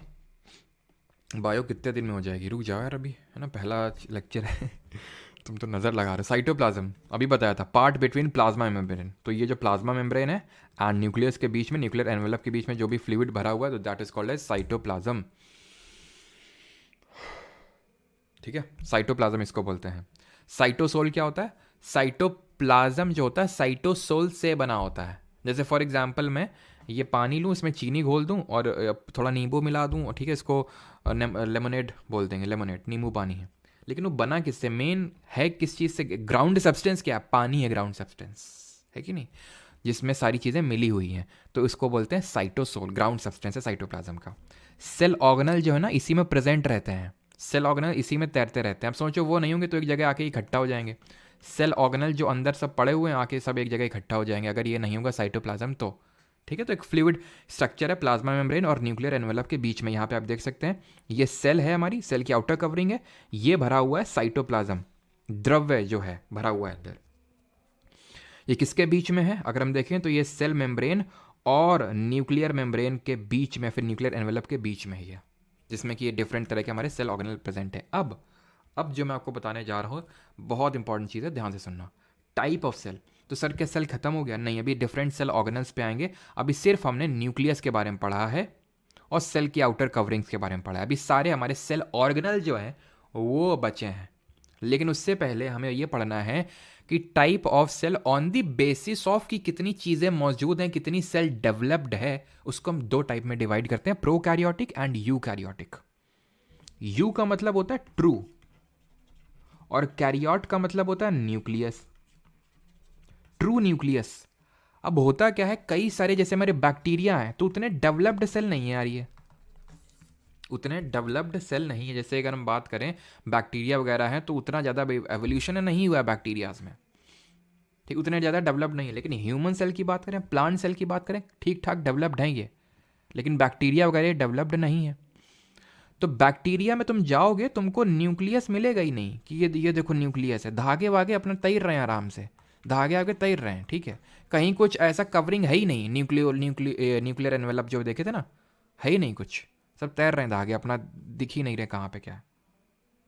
इसीलिए, और लेकिन जो हमने अभी प्लांट और एनिमल सेल पढ़ा उसमें तो ट्रू न्यूक्लियस था ना, न्यूक्लियस था उसमें कि सब न्यूक्लियर मेम्ब्रेन थी, एकदम हमें दिख रहा था, ये देखो ये न्यूक्लियस रहा हमारा, उसके अंदर न्यूक्लियोलस है, क्रोमैटिन मटेरियल है, क्रोमैटिन मटेरियल में फिर बाद में क्रोमोसोम बनता है जिसमें डीएनए और प्रोटीन का बना होता है। लेकिन यहाँ पे मान लो सेल है बैक्टीरिया की, यहाँ पे हो सकता है इस तरह से लग रहा हो कि हाँ ये हो सकता है न्यूक्लियस, यहाँ पे धागे वागे दिख रहे हैं। तो ऐसा अनडिफाइंड रीजन इसको बोलते हैं न्यूक्लियोसाइड। न्यूक्लियोसाइड अनडिफाइंड रीजन जो न्यूक्लियस की तरह लग रहा है, जो प्रोकैरियोटिक में होता है, उसको बोलते हैं न्यूक्लियोसाइड। ठीक, अब इसमें डिफरेंस समझते हैं, प्रोकैरियोटिक और यूकैरियोटिक में डिफरेंस क्या होता है। एक समझ लिए तुम कि न्यूक्लियस एब्सेंट होता है, न्यूक्लियस प्रेजेंट होता है। अब अगर तुमको याद करने में दिक्कत है तो ऐसे याद रखो, जो प्रो होते हैं, जो लोग प्रो होते हैं तो उनको बहुत ज़्यादा चीज़ों की रिक्वायरमेंट नहीं होते हैं, वो अपने में ही काफ़ी है, यानी उनके लिए उनको ना तो न्यूक्लियस चाहिए, ठीक है, न्यूक्लियोलस एब्सेंट होता है। होता क्या, न्यूक्लियोसाइड मैंने बताया था, जो अनडिफाइंड रीजन। ठीक, न्यूक्लियोलस क्या चीज़ है? न्यूक्लियस के अंदर है, न्यूक्लियस ही नहीं है तो न्यूक्लियोलस कहाँ से होगा? सेल ऑर्गेनल से एब्सेंट है। सर सेल ऑर्गेनल क्या होते हैं? अरे तुमने नाम तो कभी सुना होगा ना, mitochondria, endoplasmic reticulum, vacuole, Golgi bodies, कभी तो सुना होगा। नहीं सुना? अभी सुन लिया ना। तो ये जो चीज़ें हैं वो एब्सेंट होती, इसमें नहीं होती हैं, बट इसमें होती हैं सब की सब चीज़ें। लेकिन एक चीज़ ऐसी है जो भगवान ने दोनों को दी है, वो क्या चीज़ है? वो है राइबोसोम्स। क्योंकि दोनों को प्रोटीन की ज़रूरत पड़ती है, दोनों को ग्रोथ चाहिए, और ग्रोथ देता है प्रोटीन, तो दोनों में राइबोसोम है, बाकी ज़्यादा चीज़ें नहीं है, बाकी सेल ऑर्गेनल नहीं है। साइटोप्लाज्म कोई सेल ऑर्गेनल थोड़ी ना होता है, दोनों में है, ठीक है। माइटोकॉन्ड्रिया ये क्या है, यूकैरियोटिक है, इसमें होगा। प्रो लोगों को नहीं चाहिए भाई, प्रो लोगों को नहीं चाहिए माइटोकॉन्ड्रिया। प्रो लोग प्लाज्मा मेम्ब्रेन, सेल वॉल, वो तो होगी भाई जिसमें चीज़ें रिक्वायरमेंट है, ठीक है। तो इन लोगों में क्यों नहीं है, न्यूक्लियस नहीं है, तो अभी मैंने बताया कि उतनी ज़्यादा डेवलप नहीं हुई है ये। अब एग्जाम्पल्स देख लेते हैं, ठीक है। एग्जाम्पल्स भी तो देख लें, प्रोकैरियोटिक और यूकैरियोटिक का साइज भी थोड़ा सा ध्यान रखना है, यूकैरियोटिक का ज़्यादा होता है, ठीक है। प्रोकैरियोटिक में आते हैं हमारे बैक्टीरिया, ध्यान रखना ये बैक्टीरिया सबसे इंपॉर्टेंट एग्जाम्पल है, चाहे वो साइनो बैक्टीरिया हो या फिर वो माइकोप्लाज्मा, जो हमने सबसे छोटा माइकोप्लाज्मा ऑप्शन में दे सकते, तो हमें लगेगा माइकोप्लाज्मा क्या होता है, बैक्टीरिया तो होता है, अभी बताया था सबसे छोटी सेल होती है साइनो बैक्टीरिया, नाम ही बैक्टीरिया। ये जो साइनो बैक्टीरिया होता है, इसको हम ब्लू ग्रीन एल्गे के नाम से भी जानते हैं, ध्यान रखना, ब्लू ग्रीन एल्गे, नीला हरा शैवाल। लेकिन जो एल्गे होता है, जो एल्गे होता है वो यूकैरियोटिक होता है। बस तुम अपने दिमाग में इतना बिठा लो कि जो बैक्टीरिया होता है, जो बैक्टीरिया होता है वो आपका प्रोकैरियोटिक होता है, सारी चीज़ें उसको छोड़ के यूकैरियोटिक सेल होती हैं, ठीक। अब मैंने बोला कि सारी चीज़ें, यानी एल्गे, सर एल्गे भी यूकैरियोटिक होगा, लेकिन ये तो एल्गे है, ये साइनोबैक्टीरिया, ये ब्लू ग्रीन एल्गे है, भले वो ब्लू ग्रीन एल्गे है, लेकिन है क्या, है तो साइनोबैक्टीरिया ही ना, तो इसलिए वो प्रोकैरियोटिक होगा, ध्यान रखना, ठीक है। अब तुम्हें क्वेश्चन यार यहाँ पे आई थिंक लगा नहीं है, क्वेश्चन लगाना था, ये क्वेश्चन रुकना अभी, ठीक है। स्क्रीन थोड़ी देर के लिए ब्लैक होगी, और मुझे क्वेश्चन थोड़ा सा यहाँ पे वो करना है, क्वेश्चन लगवाना आपसे, एक सीडीएस में क्वेश्चन पूछा गया था पिछली बार में ही, वो अभी लगवाना है, ठीक है। एक सेकंड रुकना। अंधेला,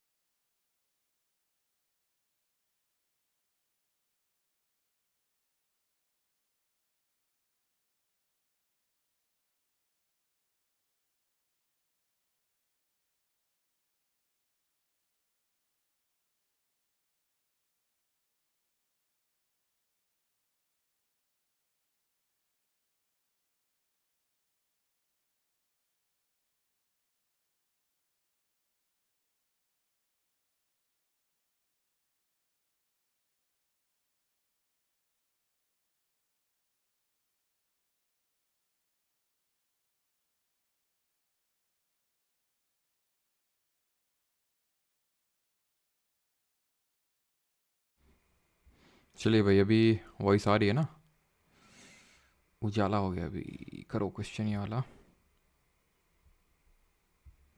चलिए भाई क्वेश्चन करिए ज़रा जल्दी से। Cell wall is absent in which of the following organism, cell wall किस में नहीं होगी, बैक्टीरिया में नहीं होगी, डायटम में होगी, मशरूम में नहीं होगी, या फिर टेप वॉर्म में नहीं होगी, जल्दी से बताइए।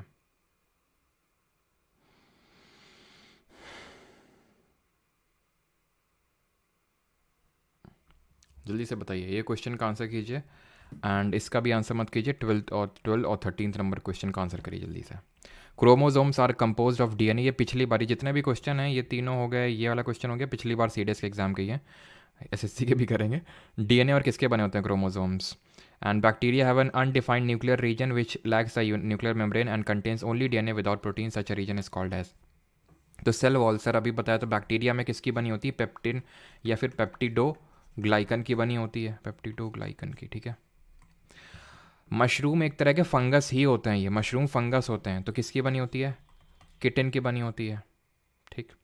जो टेप वर्म होते हैं ये हमारे एनिमल फाइलम से बिलोंग करते हैं, और एनिमल में सेल वॉल नहीं होती है, जो एनिमल्स होते हैं उनमें सेल वॉल नहीं होती है। टेप वॉर्म जो है एनिमल्स से बिलोंग करते हैं, डाई एटम्स में होती है, एक तरह के ये प्रोटोजोआ होते हैं। ठीक, chromosome are composed of DNA और प्रोटीन के बने होते हैं। ठीक है, डीएनए किसके बने होते हैं? डीएनए हमने देखा था, डीएनए किसके बने होते हैं? ये डीएनए होते हैं आपके adenine, guanine, thymine, cytosine. Functional unit क्या होती है? जीन होती है। ये एक एंटेंगल्ड होते हैं क्रोमोसोम्स किसके थ्रू? हिस्टोन प्रोटीन होता है। Bacteria have an undefined nuclear reason. Undefined nuclear reason क्यों होता है? क्योंकि ये प्रोकैरियोट्स होते हैं। तो प्रोकैरियोट में तुम्हें डिफाइंड न्यूक्लियर रीजन नहीं मिलेगा कि प्रॉपर न्यूक्लियर रीजन मिल रहा है, जिसमें न्यूक्लियर मेम्ब्रेन नहीं होगी। ठीक है, contains only DNA without protein, such a region is called as, तो इसको बोलते हैं न्यूक्लियोइड। ठीक है, आई थिंक मैंने गलती से न्यूक्लियोसाइड लिखवा दिया था, न्यूक्लियोइड होता है वो। ठीक है, न्यूक्लियोइड, न्यूक्लियोइड, न्यूक्लियोसाइड नहीं, न्यूक्लियोइड। ठीक है, ये क्वेश्चन वैसे कर तो सकते हो लेकिन अभी मत करो। ठीक है, अभी मुझे पढ़ा लेने दो सारी चीज़ें, उसके बाद कर लेना, ज़्यादा सही रहेगा। बाकी कर तो सकते ही हो अभी भी, लेकिन अभी पूरी चीज़ें कर लेते हैं, उसके बाद देखते हैं। ठीक है, तो अभी आते हैं सेल ऑर्गेनल्स पे। डिफरेंट तरह के जो हमारे कोशिकांग होते हैं, ठीक है, कोशिका के अंगक, न्यूक्लियोइड। हाँ,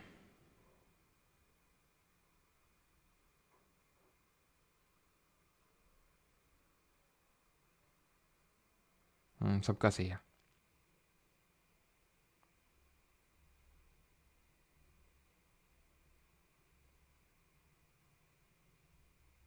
क्या चीज़ इसमें? Cell wall is absent in which of the following? Cell wall is absent in which of the following organisms? Absent तो डायटम्स में तो होती है ना सेल वॉल, तो क्या दिक्कत है? डायटम्स में होती है भाई, ये आपके एक तरह के एल्गे होते हैं। प्रोटो आई थिंक, अच्छा मैंने गलती से, हो सकता है प्रोटोज, एल्गे होते हैं एक तरह के आपके। ठीक है, ये डायटम्स में होती है आपकी सेल वॉल, ध्यान रखना। टेप वॉर्म जो हमारा एनिमल फाइलम से बिलोंग करता है उसमें नहीं होती। अब आते हैं, जो अभी मैंने बताया था फैक्ट्री में बहुत सारे लोग काम कर रहे हैं, तो एक लोग तो हमने देख लिया था मैनेजर। ठीक है, हमें एम्प्लॉयज़ के बारे में पढ़ना है, हमने मैनेजर तो पढ़ लिया, अब एम्प्लॉयज़ पे आते हैं। Different cell organelles. ठीक है, तो ये सेल ऑर्गेनल्स की डेफिनेशन है, कोई इंपॉर्टेंट नहीं है कि मेम्ब्रेन बाउंड। देखो हाँ, ये होता है कि देखो सेल ऑर्गेनल को हम दो कैटेगरी में बाउंड कर सकते हैं। एक वो जिनकी झिल्ली होती है, मेम्ब्रेन होती है, बाहर एक तरह की कवरिंग होती है उनके पास, हल्की सी पतली सी बहुत सी। अब सेल देख रहे हो हम कितने लेवल, कितने बारीक लेवल पे ऑपरेट कर रहे हैं कि नहीं, कितना छोटा सा सेल होता है जो हमें दिखता नहीं नेकेड आई से, उसको पढ़ रहे हैं, उसके अंदर कितनी सारी चीज़ें होती हैं। तो वो ऑर्गेनल्स जो होते हैं जो अंदर सेल के बैठे हुए काम कर रहे हैं, कुछ ना कुछ उनका काम होता है। हर एम्प्लॉय का कोई कुछ देख रहा है ना, जैसे कोई एचआर का बंदा होता है, कोई मान लो कि कोई सॉफ्टवेयर इंजीनियर है तो सबका कोई मार्केटिंग देख रहा है, तो उसी तरह से समझ लो। तो एक होते हैं जो मेम्ब्रेन बाउंड होते हैं और एक होते हैं जो मेम्ब्रेन बाउंड नहीं होते हैं। ठीक, अब इस पर आपको फोकस नहीं करना है अभी कि मेम्ब्रेन बाउंड कौन होता है कौन नहीं होता, वो मैं आपको बता दूंगा। एक होता है जो मेम्ब्रेन बाउंड नहीं होता, बाकी सब होते हैं। ठीक, तो आ जाओ अब एक एक करके पढ़ लेते हैं। सबसे पहला वैक्यूल्स, रिक्तिकाएं, ये मेम्ब्रेन बाउंड होता है। अगेन फोकस नहीं करना इस पर, तुम्हें बस बाकी चीज़ों पर फोकस करना, फंक्शन क्या होता है। बाकी तो अभी मैं समराइज़ कर दूंगा कि मेम्ब्रेन किस में होती है, एक में नहीं होती, बाकी सब में होती है। सॉलिड या लिक्विड फील्ड हो सकती है, स्टोरेज सैक लाइक होता है, रुक जाओ अभी। ठीक, वैक्यूल्स स्मॉल होते हैं। अब वैक्यूल्स पता है ये एनिमल सेल में भी होते हैं, प्लांट सेल में भी होते हैं, लेकिन प्लांट सेल को ज़्यादा ज़रूरत होती है इस चीज़ की, इसलिए प्लांट सेल में ये बड़े होते हैं, प्लांट सेल में ये बड़े होते हैं, परमानेंटली होते हैं। लेकिन यहाँ पे एनिमल में ये छोटे होंगे। ठीक है, प्लांट सेल में ये छोटे होंगे एंड टेम्पररी तौर से होंगे। प्लांट सेल में इतने बड़े होते हैं ये, प्लांट सेल में अगर हम बात करें कि ये रफली 50 to 90% ऑफ सेल का वॉल्यूम ऑक्यूपाई करके रखते हैं, यानी कि आधे से ज़्यादा सेल जो है इन्हीं से ऑक्यूपाई रहती है। लेकिन क्यों? क्योंकि जो वैक्यूल्स होते हैं ये सेल को रिजिडिटी एंड टर्जिडिटी प्रोवाइड करने का काम करते हैं। टर्जिडिटी कैसा? जैसे टर्जिडिटी मतलब ये क्या होता है ना, इसके अंदर सेल सैप सैप भरा होता है। जैसे सेल है, ये प्लांट सेल है तो यहाँ पे डबल में बनाऊंगा। ठीक, क्योंकि सेल वॉल है एक, ये न्यूक्लियस हो गया, ये न्यूक्लियस हो गया, ये हो गया तुम्हारा वैक्यूल, बहुत बड़ा होता है। ठीक है, ये जो आपका होता है वैक्यूल, वैक्यूल के अंदर इस तरह का सेल सैप भरा होता है ये प्लांट के अंदर, जो उसको रिजिडिटी टर्जिडिटी प्रोवाइड करता है। होली आने वाली है, पानी भर के फेंक के मारोगे तो पानी में जब भरोगे बलून में तो वो टर्जिड हो जाता है। टर्जिड, जो फीलिंग तुम ले पा रहे हो उस बलून की, जो टर्जिडिटी वाली, वही फीलिंग लो वैक्यूल्स की। वैसे ही होते हैं, टर्जिडिटी प्रोवाइड करते हैं ये, सो दैट चीज़ें इधर उधर मूव ना कर पाएँ। Plant cell vacuoles provide turgidity and rigidity, central vacuoles of some plant में ऑक्यूपाई, तो वो चीज़ मैंने आपको बता दी है। इसमें स्मॉल होते हैं, टेम्पररी होते हैं। ये याद करना है क्या?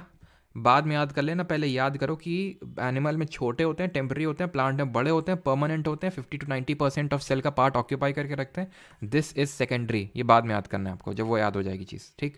अब आते हैं सेल सैप किसका बना होता है, तो cell sap amino acid, sugar and organic acids, यानी इनऑर्गेनिक और ऑर्गेनिक दोनों चीज़ों का बना होता है। Amino acid, sugar, organic acids इसके कंपोनेंट होते हैं सेल सैप। सेल सैप क्या होता है? जो वैक्यूल के अंदर भरा होता है। वैक्यूल क्या होता है? जो सेल को रिजिडिटी एंड टर्जिडिटी प्रोवाइड करते हैं, जो प्लांट के अंदर बहुत बड़े होते हैं, ठीक। ये देख सकते हैं आप, ये एनिमल सेल है, प्लांट सेल है। ये देखिए यहाँ पे आपको वैक्यूल दिख रहा है, कहीं पे वैक्यूल दिख रहा है? नहीं दिख रहा है, एनिमल सेल में नहीं दिख रहा है। दैट डजंट मीन कि होता ही नहीं है, दैट डजंट मीन कि होता ही नहीं है। जैसे कि इसमें सेल वॉल होती ही नहीं है, कभी नहीं होगी, इसमें होगी, हमेशा होगी। लेकिन इसमें ज़रूरी नहीं कि वैक्यूल हमेशा ना हो, इसमें टेम्पररी होता है, जब ज़रूरत होती है तो आ जाता है, नहीं तो नहीं होता है। प्लांट सेल में अगर हम बात करें तो ये देख रहे हैं इतना बड़ा सा जो रफली आधे से ज़्यादा वॉल्यूम ऑक्यूपाई करके रखा है, ये परमानेंट होता है इसमें। क्लियर? अब बढ़ते हैं आगे, दूसरा देखते हैं, अंतःप्रद्रव्य जालिका, एंडोप्लाज्मिक रेटिकुलम। अब ये फैक्ट्री के अंदर क्या कर रहा है? ये फैक्ट्री के अंदर दो हेड्स हैं, मतलब ये फैक्ट्री के अंदर जब जाओगे, इससे मिलोगे तो इसके दो हेड हैं एक तरह से। एक जो हेड है इसका वो रफ है, खुरदुरा है, और एक सॉफ्ट है, ठीक। आई अगेन रिपीट, एंडोप्लाज्मिक जो रेटिकुलम, अगेन वो भूल जाओ, मेम्ब्रेन बाउंड होता है। मैं अगेन समराइज कर दूंगा लास्ट में कौन मेम्ब्रेन बाउंड है कौन नहीं है। It is a large network of tubes and sheets. इसमें लॉन्ग तीन फॉर्म में देखने को मिलती हैं जो ट्यूब्स एंड शीट है, लॉन्ग ट्यूब्यूल्स, वेसिकल्स, सिस्टर्ने। पहले ये दिखा देता हूँ, तब बाद में इसका काम बताता हूँ मैं आपको। तो ये आपका एंडोप्लाज्मिक रेटिकुलम है। एंडोप्लाज्मिक रेटिकुलम में ध्यान से देखो, इसमें ये ट्यूब्स टाइप्स दिख रही हैं, ट्यूब्स टाइप दिख रही हैं, यही है आपकी ये जो लिखा हुआ है ट्यूब्यूल्स। और ये वेसिकल्स और सिस्टर्ने देख लो, तो सिस्टर्ने ये हैं आपके, ये है सिस्टर्न, ये जो सिस्टर्न दिख रहे हैं आपके सिस्टर्न्स, ये सिस्टर्न्स हैं आपके। क्लियर? ये ट्यूब्यूल्स हैं। एंड ये अटैच किससे है? एंडोप्लाज्मिक रेटिकुलम का एक पार्ट अटैच है, ये पूरा न्यूक्लियस है, तो ये एक पार्ट न्यूक्लियर मेम्ब्रेन से अटैच्ड है, और ये जो पार्ट है कहाँ पे है? साइटोप्लाज्म के पास है। ये पूरी सेल है, सेल के अंदर न्यूक्लियस है, इसके अराउंड आपको साइटोप्लाज्म देखने को मिलेगा। एंड ये इसका एक फेज अटैच्ड है न्यूक्लियर मेम्ब्रेन से, और दूसरा अटैच्ड है किससे? ये जो न्यूक्लियोप्लाज्म, और सॉरी जो साइटोप्लाज्म है उससे, ठीक। अब ये क्यों अटैच है सर? क्योंकि इसका ट्रांसपोर्टेशन का काम है सर। कोई भी फैक्ट्री में जो चीज़ बन रही है, मेन जो चीज़ें बनती हैं वो प्रोटीन और फैट बनता है, तो उसका ट्रांसपोर्ट का काम यही देखता है। तो उसको चीज़ें ट्रांसपोर्ट करनी होती है अंदर बाहर जो चीज़ बनी, ठीक। तो एंडोप्लाज्मिक रेटिकुलम का काम क्या है? ये one side attach with plasma membrane और अदर विद न्यूक्लियर मेम्ब्रेन, ये मैंने आपको बता दिया है, ठीक है। एक प्लाज्मा मेम्ब्रेन के साइड अटैच्ड है, ठीक है। ये तो आपका न्यूक्लियर मेम्ब्रेन से साइड अटैच्ड है, और इस तरह से जो दूसरा वाला साइड देखे थे ये किससे अटैच था? साइटोप्लाज्म से या फिर प्लाज्मा मेम्ब्रेन से, ठीक। अब ये दो प्रकार का होता है जो मैं बोल रहा था, इसके दो हेड हैं, एक तो जो खुरदरा है और एक जो स्मूथ है। जो खुरदुरा है वो खुरदुरा राइबोसोम की वजह से है, जो रफ है आर से रफ एंड आर से राइबोसोम। राइबोसोम क्या है? राइबोसोम ये जो डॉट तरह का आपको स्ट्रक्चर दिख रहा है ना, ये जो डॉट डॉट स्ट्रक्चर आपको दिख रहे हैं इसमें, अगर यहाँ पे आप देख पा रहे हैं, ये जो डॉट डॉट करके आपको स्ट्रक्चर दिख रहे हैं, ये जो स्ट्रक्चर्स हैं डॉट डॉट करके, ये राइबोसोम्स हैं। और यहाँ पे देखो, यहाँ पे कहीं पे आपको दिख रहा है डॉट डॉट स्ट्रक्चर? नहीं है, ये स्मूथ है। ये डॉट डॉट स्ट्रक्चर की वजह से रफ है, आर से रफ और आर से राइबोसोम। क्यों रफ है? ये डॉट डॉट स्ट्रक्चर राइबोसोम है, करते क्या है? प्रोटीन्स का फॉर्मेशन करते हैं, प्रोटीन का फॉर्मेशन करते हैं। स्मूथ वाले फैट्स का एंड लिपिड का सिंथेसिस करते हैं, ये वसा को बनाते हैं ये। और फिर जब बन जाता है तो एंडोप्लाज्मिक रेटिकुलम बोलता है लाओ हम ट्रांसपोर्ट कर दें। तो एंडोप्लाज्मिक रेटिकुलम के दो हेड खुले हुए हैं, चीज़ें जो बनती हैं उनसे लेता है और ट्रांसपोर्ट काम करता है ये एंडोप्लाज्मिक रेटिकुलम, ठीक। वही चीज़ें हैं यहाँ पे देख लो, it is of two types. तो दूसरा टाइप है smooth endoplasmic reticulum, ribosome absent होता है इसीलिए स्मूथ अपीयर होता है। किसके फॉर्मेशन में यहाँ पे देख सकते हैं आप, ठीक है। ये आपका अगेन राइबोसोम्स है, रफ पार्ट है ये, एंड ये स्मूथ एंडोप्लाज्मिक रेटिकुलम है। क्लियर है इतनी चीज़, ठीक है। तो समराइज है यहाँ पे, समराइज की हुई चीज़ें कि आर ई, जिसके मतलब एंडोप्लाज्मिक रेटिकुलम के दो हेड है, एक आर ई आर जो प्रोटीन बनाता है, एस ई आर जो फैट बनाता है। जो एंडोप्लाज्मिक रेटिकुलम में मेम्ब्रेन बायोजेनेसिस में इन्वॉल्व है। मेम्ब्रेन बायोजेनेसिस का मतलब है, मेम्ब्रेन बायोजेनेसिस का मतलब होता है किसी चीज़ का बनना, मेम्ब्रेन का बनना भूल जाओ इसको। Protein and lipids act as hormones भूल जाओ इसको। ईआर फॉर्म्स नेटवर्क सिस्टम, वो देख ले किस तरह से सिस्टर्न्स का इस तरह से नेटवर्क सिस्टम बनता है। ये चैनल बनता है for the transport of material between cytoplasm और न्यूक्लियस।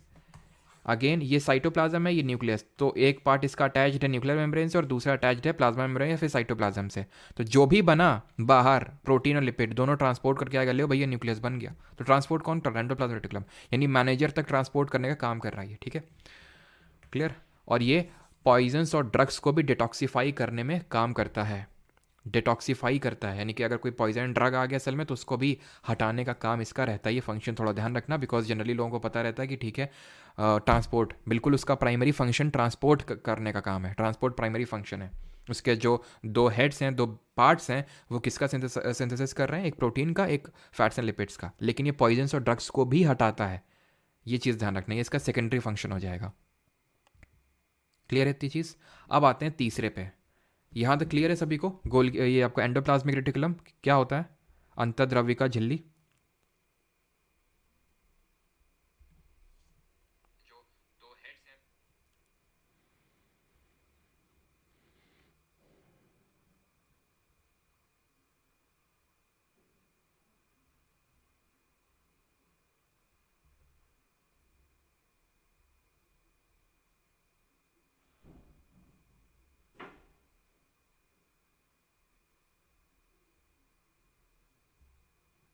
मतलब जहर खाने से बचा लेगा भैया, वो कोई जहर ऐसा नहीं कि तुम्हें इस सेल में जाता है, जो पॉइजनस बहुत ही माइन्यूट लेवल के सब्सटेंसेस होते हैं उनकी बात हो रही है यहाँ पे।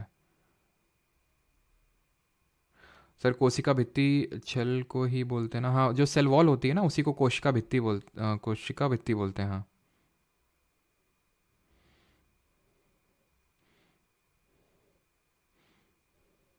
ट्रांसफ़र कहाँ से करता है? साइटो से न्यूक्लियो करता है, बिल्कुल साइटो से न्यूक्लियस।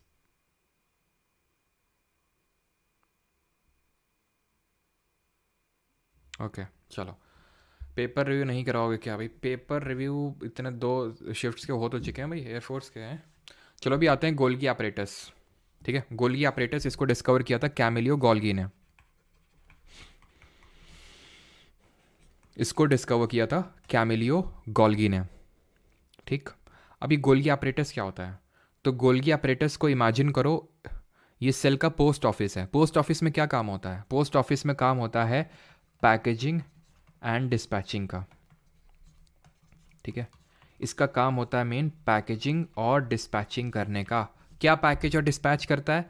जो एंडोप्लाज्मिक रेटिकुलम ने बनाया, जो एंडोप्लाज्मिक रेटिकुलम ने बनाया उसको पैकेज और डिस्पैच करने का जो काम होता है वो गोल्गी apparatus का होता है। ठीक, इसके दो फेज होते हैं, सिस फेस और ट्रांस फेस। ये कॉन्वेक्स शेप का होता है एंड ये कॉनकेव शेप का होता है, एंड ये मेच्योरिंग फेस होता है, मेच्योरिंग होता है। ये अभी कॉन्वेक्स से ग्रोइंग फेस में आप ऐसे समझ सकते हैं। तो cis face and trans face.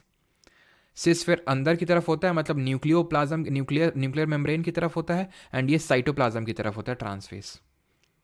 ठीक है, तो कैमिलियो गोल्गी ने डिस्कवर किया था। वेसिकल सिस्टर्ने एंड वैक्यूल्स होते हैं। सिस्टर्ने क्या होते हैं? तो यही जो आप देख पा रहे हैं ना, ये यही होता है आपके सिस्टर्ने। ये जो आप ये इस तरह का इस तरह का इस तरह का जो देख रहे हैं, this is called a cisternae. ठीक,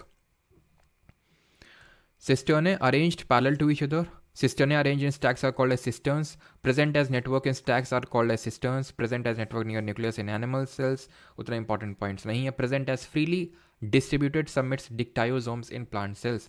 यानी कि ये जो छोटे छोटे आपको दिख रहे हैं इनको हम dictyosomes के नाम से जानते हैं। ठीक है, dictyosomes। तो ध्यान रखना dictyosomes क्या होते हैं थोड़े से। एंड बाकी सिस फेस होता है टुवर्ड्स द न्यूक्लियस, जैसे कि हमने देखा था एंडोप्लाज्मिक रेटिकुलम होता ना, एक पार्ट उसका था इसकी तरफ, एक पार्ट इसका था इसके न्यूक्लियर मेम्ब्रेन की तरफ, और दूसरा था एक प्लाज्मा मेम्ब्रेन की तरफ, या फिर सेल मेम्ब्रेन की तरफ, या फिर साइटोप्लाज्म की तरफ। तो सिस फेस, इसका भी एक फेस जो होता है वो इस तरह से होता है, इस तरह से, इस तरह से, इस तरह से, इस तरह से। तो जो सिस फेस होता है जो कॉन्वेक्स शेप का होता है, तो वो आपका न्यूक्लियर मेम्ब्रेन न्यूक्लियस की तरफ रहेगा, एंड जो ट्रांस फेस रहता है वो प्लाज्मा मेम्ब्रेन की तरफ रहेगा। ये कॉनकेव होता है, मेच्योरिंग फेस होता है ये, एंड ये आपका कॉन्वेक्स फेस होता है जिसको सिस बोलते हैं। तो ये हो गया सिस, ये हो गया ट्रांस। ठीक है, अगला पॉइंट है हमारा गोल्गी apparatus में स्टोर, वही अभी मैंने बताया, इसका पोस्ट ऑफिस का काम होता है। मॉडिफाई, स्टोर करना, पैकेजिंग, डिस्पैचिंग का काम होता है। सिंपल सुगर्स को कॉम्प्लेक्स सुगर्स में भी यहाँ पे कन्वर्जन होता है गोल्गी apparatus में। It is involve in the formation of lysosomes. Lysosome क्या होते हैं? एक नेक्स्ट अभी जो हम सेल ऑर्गेनल पढ़ेंगे उनको हम लाइजोसोम के नाम से जानते हैं। तो ये लाइजोसोम के भी फॉर्मेशन में इन्वॉल्व होते हैं गोल्गी apparatus। अब आते हैं अगले पे, लाइजोसोम हैं। तो ये हैं जो अपने मकसद में लगे हुए हैं। क्या मकसद है? बम लगा के फट जाना। ठीक है, तो वही लाइजोसोम का फंक्शन है। क्या फंक्शन है इसका? कि जो भी अगर कोई फंक्शन परफॉर्म ना कर रहा हो, कोई भी सेल ऑर्गेनल, अगर गोल्गी apparatus पैकेजिंग डिस्पैचिंग नहीं कर रहा है, एंडोप्लाज्मिक रेटिकुलम ट्रांसपोर्ट का काम नहीं कर रहा है, तो अगर कोई काम अपना नहीं कर रहा है तो लाइजोसोम देखेगा कि भाई ये काम नहीं कर रहा है, और वो क्या करेगा? फट जाएगा। फटेगा तो क्या होगा? इसके अंदर जो एंजाइम भरा हुआ है, जिसको हम हाइड्रोलिटिक एंजाइम बोलते हैं, ये हाइड्रोलिटिक जो एंजाइम है ये बनता है रफ एंडोप्लाज्मिक रेटिकुलम में। वही रफ एंडोप्लाज्मिक रेटिकुलम जहाँ पे प्रोटीन बन रहा था ड्यू टू राइबोसोम, वहीं पे आपका ये हाइड्रोलिटिक एंजाइम इनसाइड द जो लाइसोसोम है उसका फॉर्मेशन होता है। ये लाइसोसोम खुद बनता कहाँ पे है? गोल्गी apparatus में अभी देखे। ठीक, क्लियर है इतनी चीज़? यानी खुद से नहीं बन रहा, दो ये इसको खुद बना रहा है गोल्गी apparatus, इसके अंदर का हाइड्रोलिटिक एंजाइम बना रहा है RER। तो जब भी कोई फंक्शन परफॉर्म नहीं करेगा ना, फट जाएगा। हाइड्रोलिटिक एंजाइम जो है इसकी पावर होती है कि ये डाइजेस्टिंग पावर होती है इसके अंदर, डाइजेस्टिंग, क्लीन कर देता है ये। ठीक है, बहुत ही तगड़ा होता है ये। जिस तरह से जो हमारे जैसे होते हैं कुछ हमारे सूक्ष्म जीव होते हैं, वो क्या करते हैं, जैसे कोई चीज़ सड़ रही होती है तो उसको पता है कैसे सड़ाते हैं? उसमें अंदर से अपना ये जैसे हम जब खाना खाते हैं तो आपको पता होगा गैस्ट्रिक जूस होता है, उसका pH वैल्यू 1.6 होता है। अगर उसको डाल दिया जाए खाने में, तो खाने को तोड़ देगा एकदम। मतलब खाना जैसे फॉर एग्जांपल वो तो हम अंदर से निकाल नहीं सकते हैं, लेकिन खाना हमारा क्यों डाइजेस्ट हो जाता है? क्योंकि इतना सॉलिड एसिड होता है, इतना भयंकर होता है, तोड़ देता है खाने को। ठीक है, उसको डाइजेस्ट कर लेता है। उसी तरह इसका जो एंजाइम होता है ना लाइसोसोम का, इतना ज़्यादा पावरफुल डाइजेस्टिंग होता है, ये सेल को डाइजेस्ट कर देता है। जैसे ही फट के बाहर निकला नहीं है हाइड्रोलिटिक एंजाइम, खत्म हो जाती है सेल। यानी इसीलिए इसको हम suicidal bag of the cell बोलते हैं। सुसाइड कर लेता है ये। मेम्ब्रेन बाउंड ऑर्गेनल होता है, spherical sac like structure, filled with digestive enzyme. Enzyme RER में बनता है, खुद गोल्गी apparatus से बनता है। कॉम्प्लेक्स सब्सटेंसेस को सिंपल सब्सटेंसेस में ब्रेक करता है। Kind of waste disposal system of cell है। वेस्ट डिस्पोजल की तरह बिहेव करता है। मान लो कोई सेल फंक्शन नहीं कर रही है, तो फिर सेल फंक्शन नहीं करी तो लाइसोसोम फटेगा, हाइड्रोलिटिक एंजाइम निकलेगा, उस सेल को खत्म कर देगा, उसको डिस्पोज ऑफ कर देगा। तो it is a kind of waste disposal system. ठीक है, when cell get damage lysosome में burst and enzyme digest their own cell. तो इसीलिए हम suicidal back of the cell बोलते हैं। ऑलराइट, अब आते हैं अपने अगले and second last cell organelle पे, एंड दैट इज माइटोकॉन्ड्रिया, जिसको कि हम power house of the cell के नाम से जानते हैं। ठीक है, पावर हाउस ऑफ सेल बोलते हैं, यानी कि कोशिका का एक पावर हाउस है। क्यों? क्योंकि पावर जनरेट कर रहा होगा, एनर्जी जनरेट कर रहा होगा। ये सॉसेज शेप का होता है। ठीक है ना, सॉसेज शेप का आप देख सकते हैं किस तरह से इसका शेप है। इसमें दो मेम्ब्रेन्स होती हैं, एक आउटर बाहरी और एक इनर। जो बाहर वाली मेम्ब्रेन है वो पोरस होती है, यानी चीजें अंदर बाहर करने का काम होता है, पोरस होती है। जो इनर मेम्ब्रेन है इसी में ही एनर्जी बन रही है in the form of ATP, जिसको हम बोलते हैं एडिनोसाइन ट्राइफॉस्फेट। एडिनोसाइन ट्राइफॉस्फेट, इसके फॉर्म में एनर्जी बन रही है। आई अगेन रिपीट, माइटोकॉन्ड्रिया को power house of the cell बोलते हैं, क्योंकि सेल की जो पावर जनरेट होती है वो माइटोकॉन्ड्रिया के ही अंदर होती है। कैसे होती है? मैंने सांस ली, अभी बताया, एल्वुलाई में लंग में पहुंची होगी, एल्वुलाई से एक्सचेंज ऑफ गैस हुआ होगा, अभी खून में पहुंचा होगा, खून से ऑक्सीजन, पता है ऑक्सीजन इसको देने गया है, सेल को दिया होगा, सेल को दे के खून वापस चला गया होगा, और ये सेल ने बोला ठीक है तुम जाओ हम दे देंगे जिसको देना है। ये सेल पता है ऑक्सीजन किसको देता है? माइटोकॉन्ड्रिया को, क्योंकि यही एनर्जी जनरेट करता है, यही जो है ऑक्सीजन लेता है और एनर्जी जनरेट करता है in the form of ATP, adenosine triphosphate. और वो कौन करती है? कौन सी मेम्ब्रेन? अंदर वाली। इसीलिए इसको ATP को energy currency of the cell बोलते हैं। Energy currency of the cell, यानी कि कोशिका की ऊर्जा मुद्रा, ऊर्जा का भंडारण करता है ये, तो ऊर्जा मुद्रा है ये ATP एक तरह से। ये जो इस तरह से जहाँ पे उन्होंने देखे थे सिस्टर्न्स देख रहे थे ना, cisterns in this that Golgi apparatus हमें देखने को मिल रहे थे, सिस्टर्न्स इस तरह से सिस फेस ट्रांसफेस उस इस तरह इसमें क्रिस्टे होते हैं, क्रिस्टे। जो माइटोकॉन्ड्रिया होता है उसका खुद का डीएनए और राइबोसोम होता है, ये इंपॉर्टेंट फैक्ट है, याद रख लेना। सिर्फ दो ही सेल ऑर्गेनल होते हैं, एक तो ये और एक जो आगे अगला पढ़ेंगे प्लास्टिड, उनका खुद का डीएनए और राइबोसोम होता है, बस उन्हीं दोनों का ही होता है। अगला वाला है हमारा प्लास्टिड, उसके पीछे का भी स्टोरी है कि ये लोग मतलब जो माइटोकॉन्ड्रिया जो प्लास्टिड हैं ये काफ़ी पहले ही बन गए थे, तो इसलिए इनका डीएनए राइबोसोम पहले से ही मौजूद था, ठीक है, तो ये माना जाता है। तो ये माइटोकॉन्ड्रिया, अब आते हैं प्लास्टिड पे। ये जो प्लास्टिड सेल ऑर्गेनल है ये ओनली इन प्लांट सेल होता है, ओनली इन प्लांट सेल, यानी सिर्फ हमें पादप की कोशिका में देखने को मिलेगा। पादप की कोशिका दैट इज प्लांट की सेल में एक तो सेल वॉल देखने को मिल रहा था जो एनिमल में नहीं था, दूसरा प्लास्टिड है जो प्लांट्स में है लेकिन किस पे नहीं है, एनिमल पे। तो भाई ऐसा क्या है जो प्लांट्स को ज़रूरत होती है, ठीक है, प्रेशर, एक्स्ट्रा प्रेशर होता है, इसके लिए एक एक्स्ट्रा कवरिंग दे दी आपको सेल वॉल। अब क्या एक्स्ट्रा चीज़ की ज़रूरत हो गई इनको, तो इनको ज़रूरत होती है कलर्स की। कलर्स की क्यों ज़रूरत होती है भाई, जैसे तुम अट्रैक्ट करते हो डाल के एक्स बॉडी परफ्यूम्स हैं, पीछे भागे हुए चले आ रहे हैं ठीक, तो ये कैसे अट्रैक्ट करेंगे, ये कैसे रिप्रोडक्शन करेंगे अपना। जब हम रिप्रोडक्शन पढ़ेंगे इनका तो देखेंगे कि इनका जो मेल पार्ट होता है वो फीमेल के पास किसी के थ्रू जाता है, और उसमें से एक मैसेंजर होता है इंसेक्ट, ठीक है, जैसे बटरफ्लाई हो गई, तो बटरफ्लाई आई, ठीक है, और वो ट्रांसफ़र करती, कैसे ट्रांसफ़र करती रिप्रोडक्शन में पढ़ेंगे। तो क्यों आई बटरफ्लाई, उसका कुछ काम होगा प्लांट से, जैसे कि उसमें क्या होती हैं कलर्स की रिक्वायरमेंट, जैसे कि उसमें बहुत सारे डिफरेंट कलर्स होते हैं, तो बहुत सारे इंसेक्ट्स कलर्स की वजह से अट्रैक्ट होते हैं, ठीक है, कुछ स्मेल की वजह से वो अट्रैक्ट होते हैं, तो इसलिए इनको उस चीज़ की ज़रूरत होती है, कलर्स की ज़रूरत होती है। इनको अपना खाना खुद बनाना पड़ता है, तुम्हारी तरह नहीं है। अब तुम बोलोगे हम भी तो अपना खाना खुद ही बनाते हैं, आप खुद नहीं बनाते, आप प्लांट्स पे डिपेंडेंट हैं, हम लोग हीटोट्रॉफ्स हैं, ये ऑटोट्रॉफ्स हैं, तो खाना बनाना पड़ता है। अब बन रहा है खाना तो स्टोर भी करना पड़ेगा उसको, तो बस इन्हीं तीन फंक्शंस के लिए ही प्लास्टिड बनता है। ये भूल जाओ जो ये थैलेकोइड और माइलोकोइड लिखा हुआ, भूल जाओ इसको, क्योंकि क्योंकि ये हम पढ़ेंगे फोटोसिंथेसिस में। लेकिन एक चीज़ पे तुम फोकस कर सकते हो कि इनका खुद का डीएनए और राइबोसोम है, जैसे कि माइटोकॉन्ड्रिया के पास में था खुद का डीएनए और राइबोसोम। सिर्फ इन्हीं दोनों के पास ही होता है डीएनए और राइबोसोम खुद का, बाकी किसी के पास नहीं।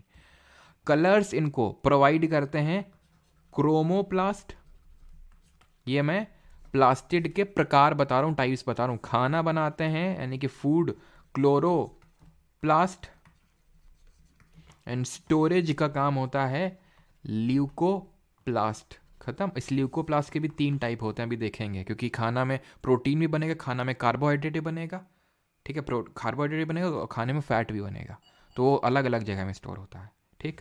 तो occurs in most plant cell, animal cell में नहीं होता है, खुद का डीएनए राइबोसोम होता है। क्लियर। अब ल्यूकोप्लास्ट के तीन प्रकार पढ़ लो। ल्यूकोप्लास्ट जो होता है ये तीन टाइप का होता है। तीन टाइप क्या होता है, एक होता है एमाइलो, एक होता है एल्यूरो, और तीसरा होता है इलाइयो। इलाइयोप्लास्ट, एल्यूरोप्लास्ट एंड एमाइलोप्लास्ट। अब लाई जो होती है, लाई जानते हो ना, लाई है, लाई चना खाते हो लाई, तो जो लाई होती है उसमें क्या होता है, फैट होता है, इसे याद रखो। तो ये फैट का स्टोरेज करता है। एल्यूरो, ल्यूरो, और प्रोटीन र र है ना, र आ रहा है, र, तो एल्यूरो एंड प्रोटीन, र प्रोटीन का स्टोरेज करते हैं। एंड एमाइलो क्या बच गया, कार्ब्स, उनका स्टोरेज करते हैं। खत्म, ठीक। वही सेम चीज़ें लिखी हुई हैं, देख सकते हो। क्लोरोप्लास्ट में क्लोरोफिल पिगमेंट होता है। जो क्लोरोफिल होता है इसमें कौन सा मेटल होता है, जरा बताओ तो कमेंट में जल्दी से, कौन सा मेटल होता है। Chloroplast also contain yellow and orange pigment भी इसमें देख। पिगमेंट क्या होते हैं, जो कलर प्रोवाइड करते हैं। वैसे कलर प्रोवाइड करने का जो मेन काम होता है वो क्रोमोप्लास्ट का होता है, ठीक है। तो क्लोरोफिल जो है मैग्नीशियम। देखें तो भाई सबका क्या फिर से बफरिंग हो गई क्या यार।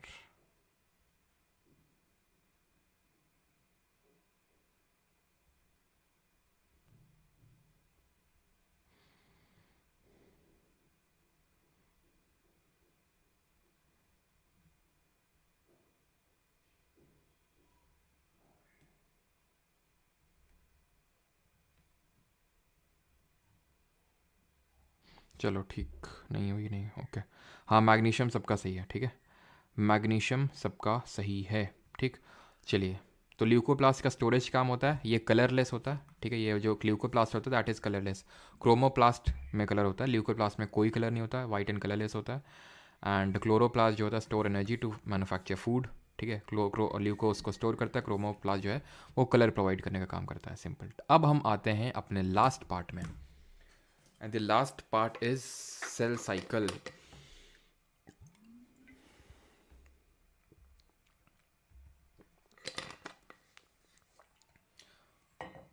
जैसे एक लाइफ साइकिल होती है, हम बच्चे होते हैं, ठीक है, धीरे धीरे बड़े होते हैं, बड़े होते हैं, फिर बड़े होके काफ़ी लोग रिप्रोड्यूस करते हैं, है कि नहीं और फिर रिप्रोडक्शन के बाद बूढ़े हो जाते हैं, बूढ़े के बाद डेथ हो जाती है, ऐसे होता है, ठीक है।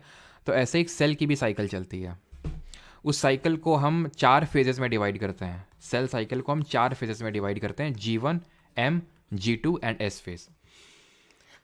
जो G1 फेज होता है वो ग्रोथ फेज होता है, यानी सेल पहले ग्रो करती है, धीरे धीरे धीरे धीरे बड़ी होती है, वो बड़ा होता है सेल, और उसके अंदर का न्यूक्लियस बड़ा होता है।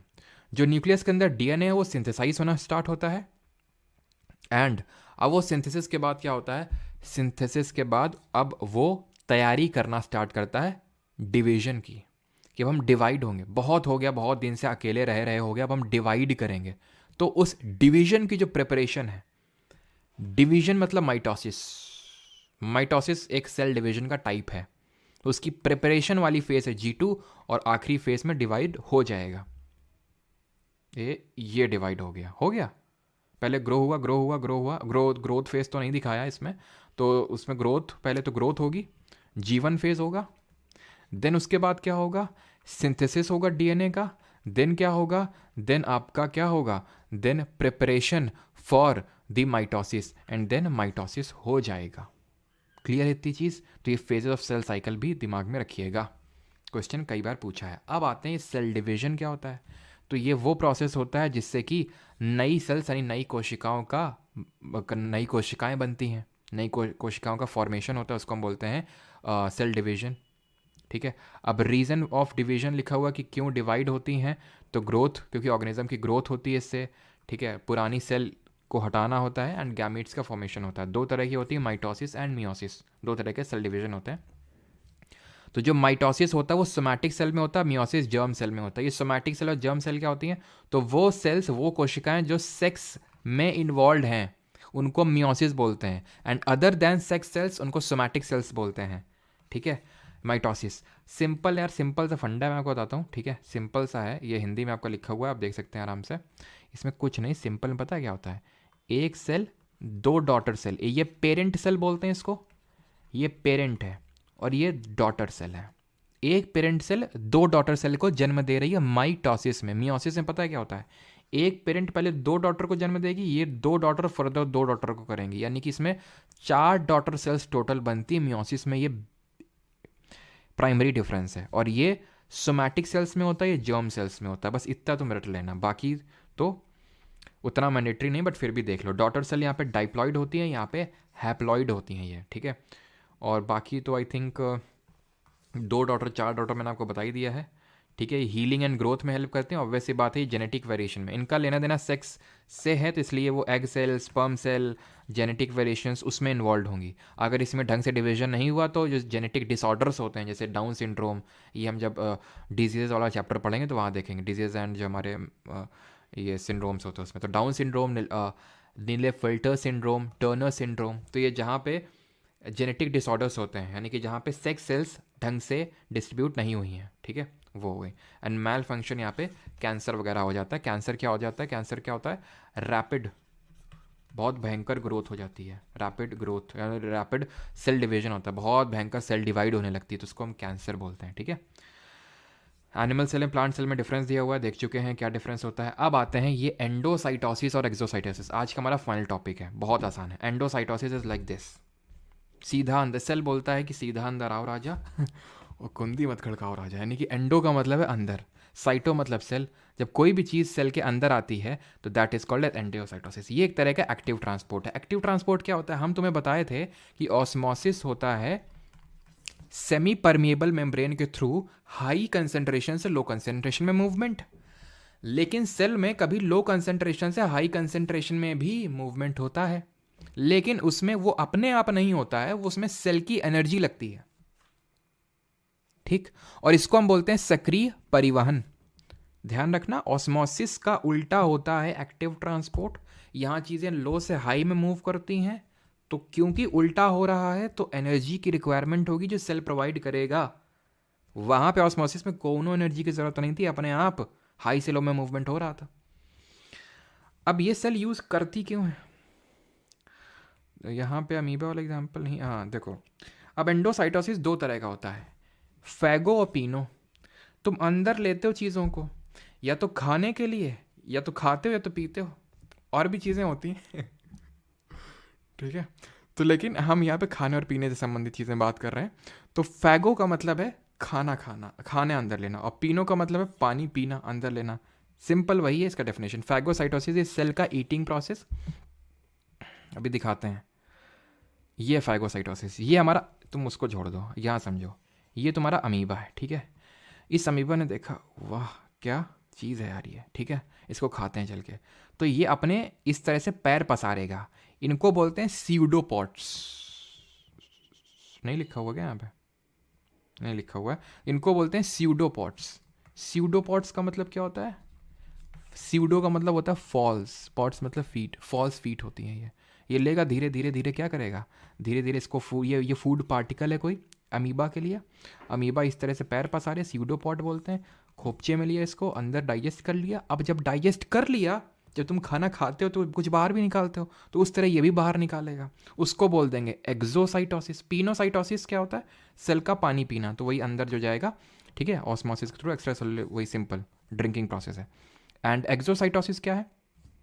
बाहर जाना चीज़ों का, movement of particle from cell to external environment called as vomiting of cell. बाहर निकाल रहा है, नहीं समझ में आ रहा है, ऐसे समझो ये। ठीक है, जब सेल बोलता है कि बाहर निकलो यहाँ से, ठीक है, ये तो बोलते हैं अंकल जी कि भाई आप बाहर जाइए, प्यार से ही तो बोल रहे हैं, तो वैसे ही सेल भी प्यार से बोलता है कि आप बाहर जाइए, एक्सोसाइटोसिस। ठीक है, तो आप ये देखिए किस तरह से ये जो फूड वैक्यूल बना था, अब जैसे पता है वैक्यूल तुम पढ़े थे, वैक्यूल सेल को रिजिडिटी टर्जिडिटी प्रोवाइड करता है। ये भी जो बना है ना, ये जो बना है, इसको भी फूड वैक्यूल बोल देते हैं, लिखा हुआ है फूड वैक्यूल बोल देते हैं। वो अलग तरह, ये वो अलग तरह का वैक्यूल था, ये अलग तरह का वैक्यूल, ये फूड वैक्यूल है। तो जो चीज़ एक्स्ट्रा है अब वो बाहर निकल जाएगी एक्सोसाइटोसिस की तरह। लास्ट में देख लो थोड़ा सा, इससे क्वेश्चन अभी आए हैं, एंड दैट इज, एक जो बैक्टीरिया की सेल होती है किस तरह की होती है, यूकैरियोटिक की प्रोकैरियोटिक? तो अभी हमने पढ़ा था प्रोकैरियोटिक होती है। ध्यान रखना, बैक्टीरिया की जो सेल होता है इसको मोटिलिटी क्या बोलेंगे, क्या बोलेंगे, मतलब इसको मोबिलिटी कौन प्रोवाइड करता है? मोबिलिटी का मतलब होता है इसको चलने में कौन हेल्प करता है? तो वो हेल्प करता है इसको बैक्टीरिया का एक फ्लैगेला होता है। इसमें बस तुमको एक चीज़ पता होनी चाहिए कि बैक्टीरिया फ्लैगेला के 3 टाइप होते हैं। एक होता है आपका बेसल बॉडी, ये है बेसल बॉडी। जो मैं लिख रहा हूँ उस पर फोकस करो, जो उस पर लिखा हुआ है उस पर मत फोकस करो। तो ये है बेसल बॉडी। ये है फिलामेंट या फिर टेल भी बोलते हैं, और ये फिलामेंट को बेसल बॉडी से जो कनेक्ट कर रहा है उसको बोलते हैं हुक। तो बस ये 3 चीज़ें तुम्हें ध्यान रखनी है कि इस बैक्टीरिया फ्लैगेला जिसके कि 3 टाइप होते हैं, basal body, filament and hook, ये किस तरह से होते हैं, कौन किसको कनेक्ट करता है, बस इसमें आपको इतना ही पढ़ना था। ऑलराइट,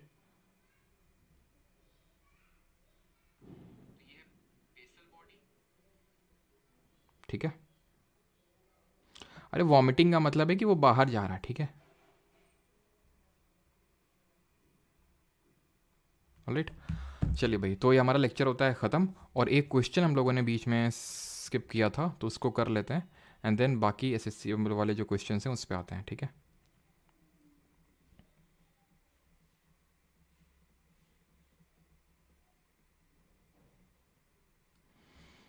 ये वाला क्वेश्चन करिए ज़रा। यहाँ पे आप क्वेश्चन देख पा रहे होंगे। ये कौन सी सेल है, प्लांट की एनिमल, बताइए जल्दी से।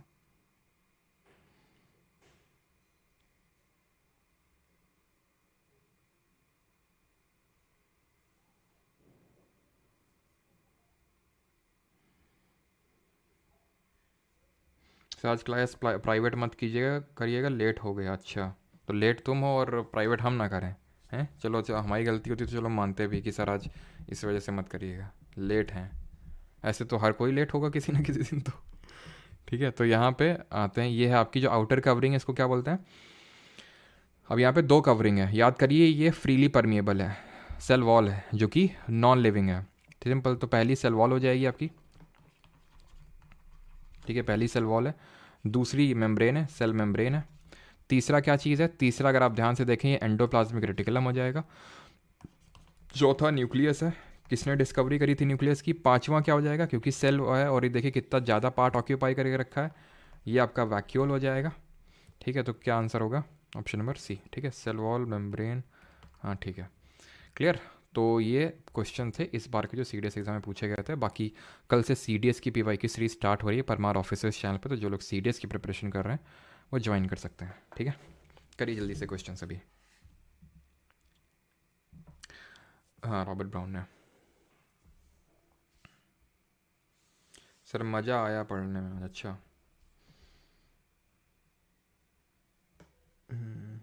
हाँ, वैक्यूल से ही पता चला, आई थिंक वैक्यूल से भी एलिमिनेट हो रहा था। साइटोलॉजी किसकी स्टडी होती है, सेल्स की स्टडी होती है, option number B. Cells were first observed in cork by, तो सेल को पहले ऑब्जर्व किसने किया था, रॉबर्ट हुक ने किया था। किसमें किया था, कॉर्क में किया था, है ना। हनी कॉम लाइक स्ट्रक्चर था, हनी कॉम लाइक स्ट्रक्चर था। एंड लीवन हॉक ने एल से लीवन हॉक एंड एल से लिविंग सेल।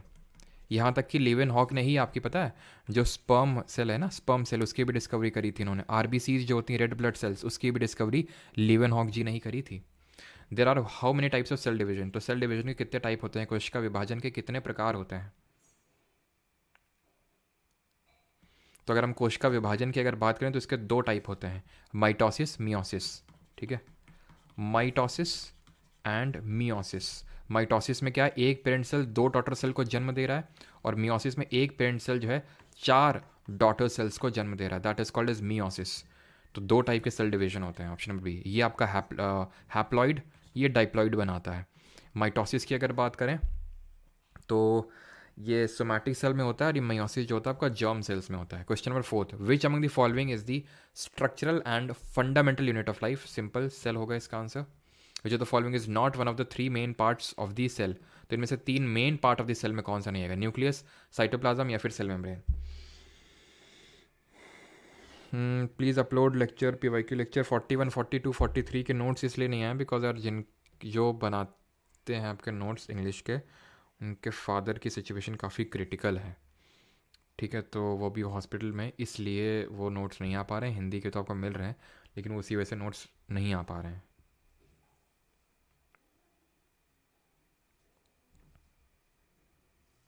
सर अनाउंस करो 500 के होने पर करंट अफेयर की हार्ड कॉपी मिलेगी। बिल्कुल भाई, मिल जाएगी। आई थिंक मुखर्जी नगर में तो वैसे ही मिलने लग गई है। ठीक है, मुझे कुछ लोगों ने वीडियो भेजे थे, नहीं होगा तो मैं आपके साथ शेयर करूँगा।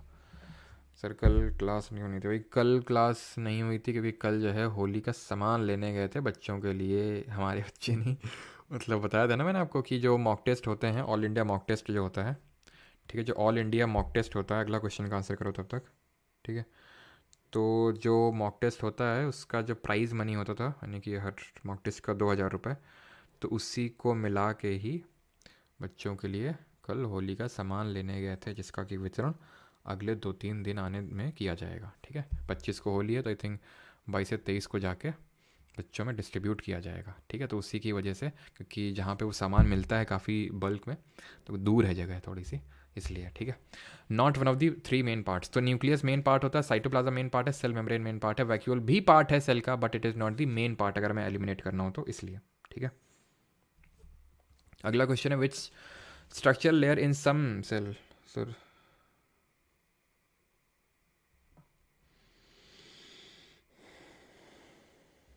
सबका सही है। पिचिकारी।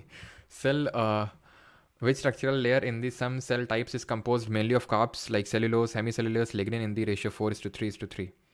तो किसकी बात हो रही है यहाँ पे, सेल्यूलोस का बना हुआ है, हेमी सेल्यूलोस का बना हुआ है। तो सेल्यूलोस तो आपको देखने को मिलेगी सेल वॉल में, प्लाज्मा मेम्ब्रेन में सेल्यूलोस थोड़ी ना देखने को मिलेगी। प्लाज्मा मेम्ब्रेन तो किसकी बनी होती है, प्रोटीन्स एंड लिपिड्स की बनी होती है, और प्रोटीन उसमें होता है आपका 60-80%।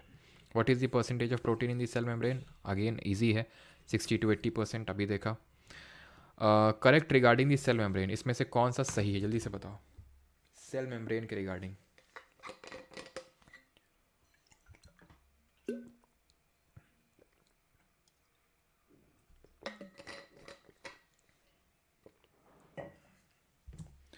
The membrane is selectively permeable to some molecules present in either side of it. बिल्कुल सेलेक्टिवली परमिएबल होती है आपकी, फ्रीली परमिएबल तो सेल वॉल होती है। वाटर में also move across this membrane from lower to higher, lower to higher move नहीं करता है, हायर से लोअर में मूव करता है, ठीक है। तो ओनली वन आपका सही आंसर होगा, ठीक। अगला क्वेश्चन है, which cell organelle contains millions of membrane bound ribosomes is involved in the production, folding and quality control and dispatch of certain proteins।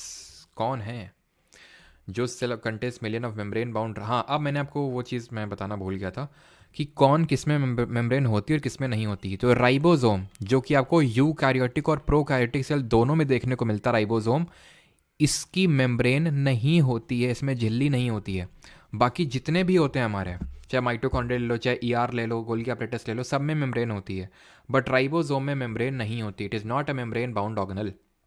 तो कौन सा ऑर्गेनल है जिसमें कि मेम्ब्रेन बाउंड राइबोसोम होते हैं, involve in the production, folding, quality control and dispatching of the certain proteins. तो अगर हम बात करेंगे तो ribosome is involve production, folding, quality control, तो ये आपका होगा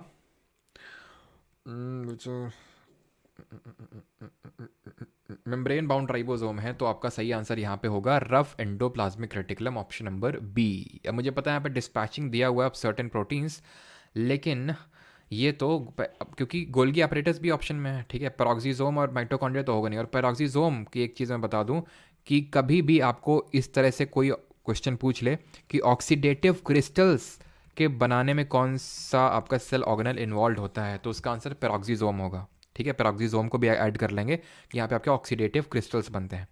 अब क्योंकि मेम्ब्रेन बाउंड राइबोसोम दिया हुआ है, प्रोडक्शन में इन्वॉल्व नहीं होता है गोल्गी अपरेटस की अगर हम बात करें, तो ribosome is involve to production and dispatching of certain, ठीक है। तो इसका सही आंसर आपका RER ही होगा, बिकॉज यही इन्वॉल्व है किसमें, प्रोटीन के फॉर्मेशन में। अगला क्वेश्चन है, which cell organelle is an overlapping membranous sac with ER like thickness that helps in the processing and packaging protein and lipid molecule specially stable proteins. तो अब यहाँ पे सिर्फ पैकेजिंग के बारे में दिया हुआ है। मेम्ब्रेनस सैक होता है जिसकी ER की तरह थिकनेस होती है, that will be nothing but Golgi apparatus, जिसको डिस्कवर किया था कैमिलियो गोल्गी जी ने। तो गोल्गी एपरेटस जो कि लाइजोसोम के फॉर्मेशन में भी इन्वॉल्व है, और लाइजोसोम का जो हाइड्रोलिटिक एंजाइम है वो कहाँ पे बन रहा है, रफ एंडोप्लाज्मिक रेटिकुलम में बन रहा है। 11th, a group of ribosome attached to mRNA is known as. ये mRNA क्या होता है, तो mRNA जो होते हैं इनका मेन काम थोड़ा सा ट्रांसपोर्ट वगैरह का होता है, ठीक है। तो group of ribosomes attach to mRNA are known as polypeptide, polysome, polymer या फिर मोनोमर, तो इनको बोलते हैं पॉलीसोम्स। ऑप्शन नंबर बी यहाँ पे सही आंसर होगा, ठीक है। अगला इनको मतलब M का मतलब यहाँ पे मैसेंजर होता है, ठीक है। मैसेंजर का मतलब, मैसेंजर का क्या काम होता है, इन्फॉर्मेशन इधर की उधर करना, ठीक है। तो इसका मैसेंजर का ही काम होता है, ठीक है, सेल के अंदर। Cell having well organise nuclei with a nuclear membrane are designated as, जिनमें वेल ऑर्गेनाइज न्यूक्लियस होता है तो उनको हम यूकैरियोटिक बोलते हैं। प्रोकैरियोटिक में वेल ऑर्गेनाइज नहीं होता है, अनडिफाइंड न्यूक्लियर रीजन होता है जिसको हम न्यूक्लियोइड बोलते हैं, ठीक है। न्यूक्लियोइड के नाम से जानते हैं, अनडिफाइंड न्यूक्लियर रीजन अभी देखे थे, ठीक है। What is the jelly like, और क्या चीज़ कॉमन होती है जरा बताइए, प्रो और यू में कौन सी चीज़ कॉमन होती है। What is the jelly like substance between the nucleus and the cell membrane, जो न्यूक्लियस होता है और सेल मेम्ब्रेन, इसके बीच में जेली लाइक स्ट्रक्चर क्या होता है, तो इसको हम बोलते हैं साइटोप्लाज्म, ठीक है। साइटोप्लाज्म बोलते हैं, ऑप्शन नंबर डी। और यही साइटोप्लाज्म जो होता है ये आपका सेल डिवीजन में भी इन्वॉल्व होता है, ध्यान रखना। ये जो साइटोप्लाज्म है आपका, ये सेल डिवीजन में भी इन्वॉल्व रहता है, ठीक है, कोशिका के विभाजन में। The cells having nuclear material without a nuclear membrane are termed as, जिनमें कोई न्यूक्लियर मेम्ब्रेन नहीं होता है उनको क्या बोलते हैं, वो लोग प्रो होते हैं, प्रोकैरियोट्स होते हैं। इनमें बहुत सारे सेल ऑर्गेनल्स भी नहीं होते हैं, वो अनडिफाइंड न्यूक्लियर मेम्ब्रेन रीजन को क्या बोलते हैं, न्यूक्लियोइड बोलते हैं, अभी देखा, ठीक है। Primary function of which channel protein is to transport water across the cell membrane in response to the osmotic gradient created by active soluble transport, aquaporins, mucins, transferrins या फिर क्यूप्रेडॉक्सिन्स। क्या सही आंसर होगा यहाँ पे, क्वेश्चन क्या पूछ रहा है कि किस चैनल प्रोटीन का प्राथमिक सक्रिय, इंग्लिश में ये थिंक पढ़ना सही रहेगा। The protein function of which channel protein is to transport water across the cell membrane in response to the osmotic gradient created by the तो इसका सही आंसर इससे इसको ऐसे किया जा सकता है कि वाटर से, ठीक है, एक्वापोरिन से इसका सही आंसर होगा, है ना, एक्वा एंड वाटर लिंक करके किया जा सकता है, ठीक है। वैसे तो थोड़ा सा डिफिकल्ट क्वेश्चन में ये आएगा, स्टेनो में क्वेश्चन पूछा गया ये। अगला क्वेश्चन है, during cell division the formation of a new cell wall is followed by the accumulation of. जब नई सेल वॉल बनती है तो किस चीज़ का एक्यूमुलेशन होता है? During cell division formation of new cell wall is followed by the accumulation. तो भाई प्रोटोप्लास्ट तो नहीं होगा। प्रोटोप्लास्ट क्या होता है? तो प्रोटोप्लास्ट जो होता है ना, ये पूरी सेल को हम प्रोटोप्लास्ट ही बोलते हैं। जैसे मान लो ये हमारी सेल मेम्ब्रेन है, ये आपकी सेल वॉल है, ये सेल वॉल है आपकी, ठीक है, आउटर में। तो इस सेल वॉल को छोड़ के बाकी जितना पार्ट ऑफ सेल होता है उसको प्रोटोप्लास्ट बोलते हैं, ठीक। फ्रैगमोप्लास्ट इसका सही आंसर होगा, ऑप्शन नंबर सी। अगला क्वेश्चन है, which is the primary structural component responsible for most of the mechanical strength of the cell wall. तो सेल वॉल को स्ट्रेंथ कहाँ से मिलती है? हेपारिन से, ग्लाइकोजन से, काइटिन से, फिर सेल्यूलोज की। तो सेल वॉल किसकी बनी होती है आपकी प्लांट्स में? तो ये सेल्यूलोज की बनी होती है, option number D. Major function क्या होता है सेल वॉल का?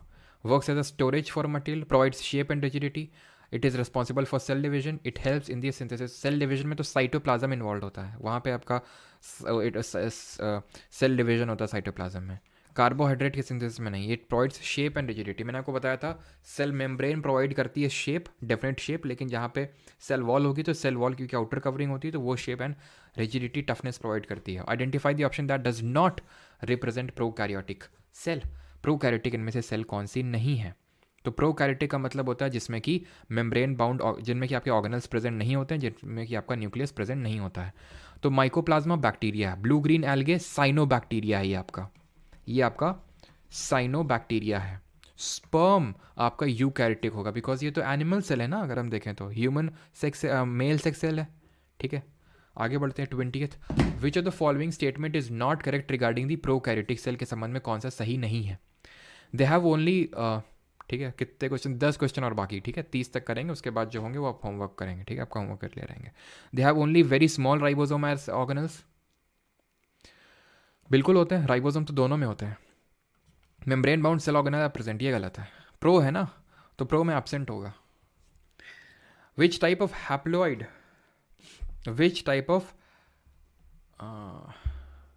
ये क्वेश्चन हम लोगों ने नहीं किया है ना, चलो अभी मैं आप अभी कर लेंगे, ठीक है। तो which type of haploid unicellular eukaryote cell has a diameter of less than 10 micrometre and about half of their volume is occupied by cup shaped chloroplast. तो ये आपका उल्वा तो होगा नहीं, उल्वा चारा ये तो आपके उसमें आते हैं, ठीक है, इनका तो कोई लेना देना है नहीं, ये तो मतलब प्लांट फाइलम से बिलोंग करते हैं, ठीक है, तो वो ये तो होंगे नहीं। क्लोरोप्लास्ट, ये आपका क्लैमिडोमोनास आंसर होगा इसमें, ऑप्शन नंबर सी सही आंसर होगा इसमें, क्लैमिडोमोनास, ठीक है। ये आपका हैप्लॉइड पूछा था ना इसमें, हैप्लॉइड और यूनिसेलुलर आपका यूकैरियोटिक सेल होता है, क्लैमिडोमोनास, ठीक, ऑप्शन नंबर सी यहाँ पे सही आंसर होगा, ठीक। आगे बढ़ते हैं, अगला क्वेश्चन है आपका, and that is which organelle is found both in eukaryotic and prokaryotic cell. दोनों में कौन सा देखने को मिलेगा? राइबोसोम। अगला है which cellular structure control cell motility, adhesion and polarity at the interface and facilitate the organisation of spindle poles during mitosis. तो भाई माइटोसिस मतलब सेल डिवीजन आपका कहाँ पे होता है? सेंट्रोजोम में होता है, ठीक है। सेंट्रोजोम क्या होते हैं sir?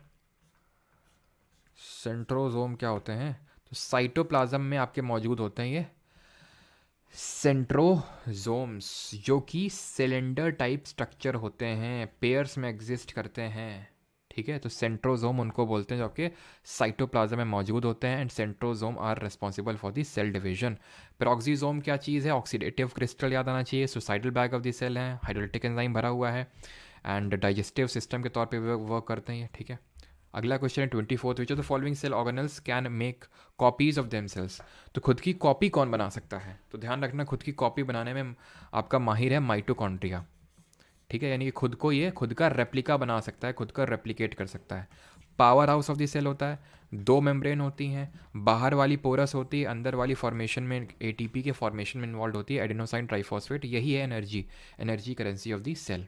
Golgi apparatus packaging dispatching में इन्वॉल्व है, आपका post office of the cell कहलाता है, यहीं पे आपका लाइजोसोम बनता है। वैक्यूल दोनों में, प्लांट एनिमल दोनों में होता है, बट प्लांट में परमानेंट होता है एंड बड़ा होता है, रिजिडिटी प्रोवाइड करता है ये वैक्यूल, ठीक है। Which is the following cell organelle is made up of ribosomal RNA and protein का कौन बना होता है? Ribosome, nucleus, Golgi body and lysosome. तो प्रोटीन, प्रोटीन मतलब राइबोसोम, खत्म। 26 which cell organelle are called as cell का पोस्ट ऑफिस, अभी बताया क्या, Golgi apparatus. 27 which cell organelle appear as rounded और सॉशियस शेप, सॉशियस शेप का कौन सा होता है? जिसकी कि 0.5 से लेके 1 माइक्रोमीटर तक की डायमीटर होती है, लेंथ इतनी होती है। लेंथ और डायमीटर याद करने की ज़रूरत नहीं है आपको, अगर आप रेलवे वगैरह की एग्ज़ाम देने वाले हो तो आप याद कर सकते हो इनको, रेलवे में पूछ लेता है खासकर ग्रुप डी में, बट आपके एसएससी के लिए इंपॉर्टेंट नहीं है ये, बस सॉसेज शेप याद रखना है, बस थोड़ा देख लो, ठीक है। आंसर माइटोकॉन्ड्रिया होगा, ऑप्शन नंबर बी ए, जिसका खुद का रेप्लिका, अभी हमने देखा रेप्लिका बना सकता है ये, ठीक है। विच component of the cell organelle principally performs the function of packaging materials to be delivered either to the intracellular targets or secreted outside the cell? तो function of packaging materials, packaging का किसका काम है? गोल्गी अपरेटस का। Mitochondria is not found in, तो mitochondria किस में नहीं होगा? ईस्ट में नहीं होगा, बैक्टीरिया में नहीं होगा, एल्गे में नहीं होगा, फंगस में नहीं होगा, बताइए जल्दी से। माइटोकॉन्ड्रिया जो power house of the cell है किस में नहीं होगा? तो ये जो प्रोकैरियोटिक सेल है उसमें नहीं होगा, सिंपल सी बात है। प्रोकैरियोटिक कौन होते हैं? बैक्टीरिया लोग होते हैं। गोल्गी अपरेटस में मैच्योरिंग फेज क्या होता है? तो गोल्गी अपरेटस में दो फेज देखे थे, एक सिस और दूसरा ट्रांस। सिस था अंदर की तरफ न्यूक्लियस की तरफ, ट्रांस था सेल मेम्ब्रेन या फिर प्लाज्मा मेम्ब्रेन की तरफ। ये आपका जो ट्रांस था वो मैच्योरिंग फेज था, ये कॉन्वेक्स था, ये कॉनकेव था, ठीक है। तो आपका ये कॉनकेव फेस होगा, मैच्योरिंग फेस इज कॉनकेव, ठीक है। अब आप खुद से करेंगे क्वेश्चन जितने भी हैं, ठीक है, क्वेश्चन जितने भी हैं तो ये आपका आसान से हो जाएगा। By what name are the flat membrane sacs present in the Golgi apparatus, क्या बोलते हैं? सिस्टर्ने, क्रिस्टे, स्ट्रोमा या फिर आपका लैमेला, ठीक है। ये सारे क्वेश्चंस आप आराम से कर सकते हैं, ठीक है। ये आई थिंक नहीं किया तो ये मैं आपको करवा देता हूँ। सेंट्रियोल क्या होते हैं, ठीक है।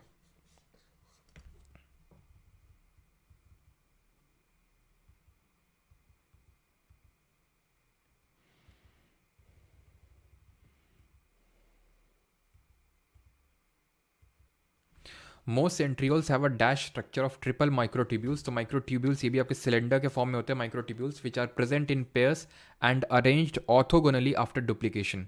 तो किस स्ट्रक्चर में देखने को मिलते हैं? तो 9+0 के फॉर्मेट में होते हैं आपके सेंट्रियोल्स, ठीक है। 9+0 का फॉर्मेट होता है सेंट्रियोल्स का, है ना। यह उतना इंपॉर्टेंट नहीं है। Which is reversible fluorescent red acidic dye use to stain cytoplasm, RBC, collagen and muscle fibres for histological examination. तो इसका सही आंसर इओसिन होगा, ठीक है। थोड़े से बनराकस टाइप क्वेश्चन पूछे हैं स्टेनो में। What do you call the fluid matrix, ये मतलब ये है कि थोड़ा सा देख लो, अगर रिपीट होते तो ठीक है, नहीं तो ये कोई एवरग्रीन टाइप ऑफ क्वेश्चन नहीं है आपके, ठीक है। What do you call the fluid matrix filling in the cell, तो उसको साइटोप्लाज्म बोलते हैं, ये भी आप कर सकते हैं। चलिए आखिरी क्वेश्चन ले लेते हैं, that is during which phase of the cell cycle does metabolic changes assemble the cytoplasmic material required for mitosis and cytokinesis? तो प्रिपरेशन कहाँ पे होती है सेल डिवीजन की? G2 फेज में होती है। ग्रोथ होती है, सिंथेसिस होता है डीएनए का, देन डिवीजन की प्रिपरेशन होती है, देन माइटोसिस हो जाता है यहाँ पे, ठीक है। हाँ इंग्लिश के नोट्स से मिलेंगे, सब मिलेंगे आपको, ठीक है। आरबीसी यार पढ़ा नहीं अभी, आरबीसी वगैरह, ठीक है। ग्लाइकोकैलिक्स क्या होता है? अभी पता था ग्लाइकोकैलिक्स क्या होता है। बैक्टीरिया का जो आउटर कवरिंग होता है वो ग्लाइकोकैलिक्स का बना होता है, लूज शीट टाइप होता है, इसको स्लाइम लेयर बोलते हैं, ऑप्शन नंबर ए, ठीक है। चलिए भाई आगे के जो क्वेश्चन हैं वो आप करेंगे। टोटल 20 क्वेश्चन हैं आपके, 20 नहीं ज़्यादा हो जाएंगे, क्या जाऊँ चलो भाई कर लो, ठीक है। आंसर्स तो आपको मिल ही जाएंगे एप्लीकेशन के अंदर क्विज फॉर्मेट में, ठीक है, तो आप उनको कर सकते हैं।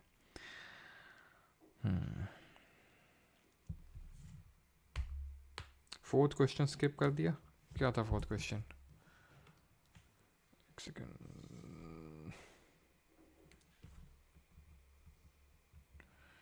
क्या स्किप कर दिया इसमें? मतलब कुछ भी कमेंट करते हुए।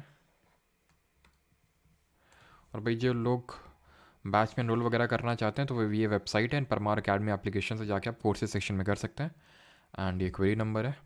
बाकी ठीक, थैंक यू।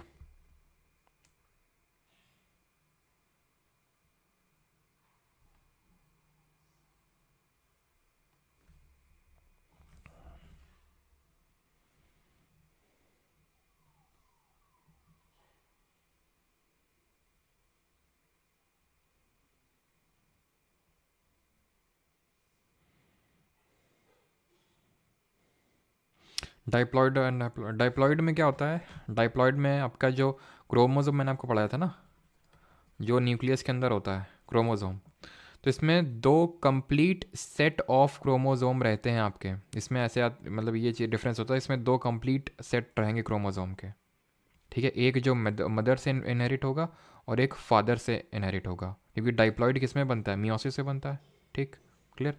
जो हैप्लॉइड होता है, जो हैप्लॉइड होता है, ठीक है, इसमें ओनली वन का एक, सिर्फ एक ही complete cell set of chromosome रहेगा, ठीक है। वो या तो एग सेल हो सकता है, स्पर्म सेल हो सकता है, ठीक है। तो जो डाइप्लॉइड बनता है वो माइटोसिस से बनता है, आई थिंक उल्टा तो नहीं बोल दिया ना मैंने ना। तो ये जो है एक जो डाइप्लॉइड होता है, डाइप्लॉइड, ये आपका माइटोसिस में बनता है, माइटोसिस। और जो हैप्लॉइड होता है वो आपका मियोसिस में बनता है, ठीक है। चलिए भाई, कल करेंगे हम टिश्यू टॉपिक, तो मिलते हैं कल।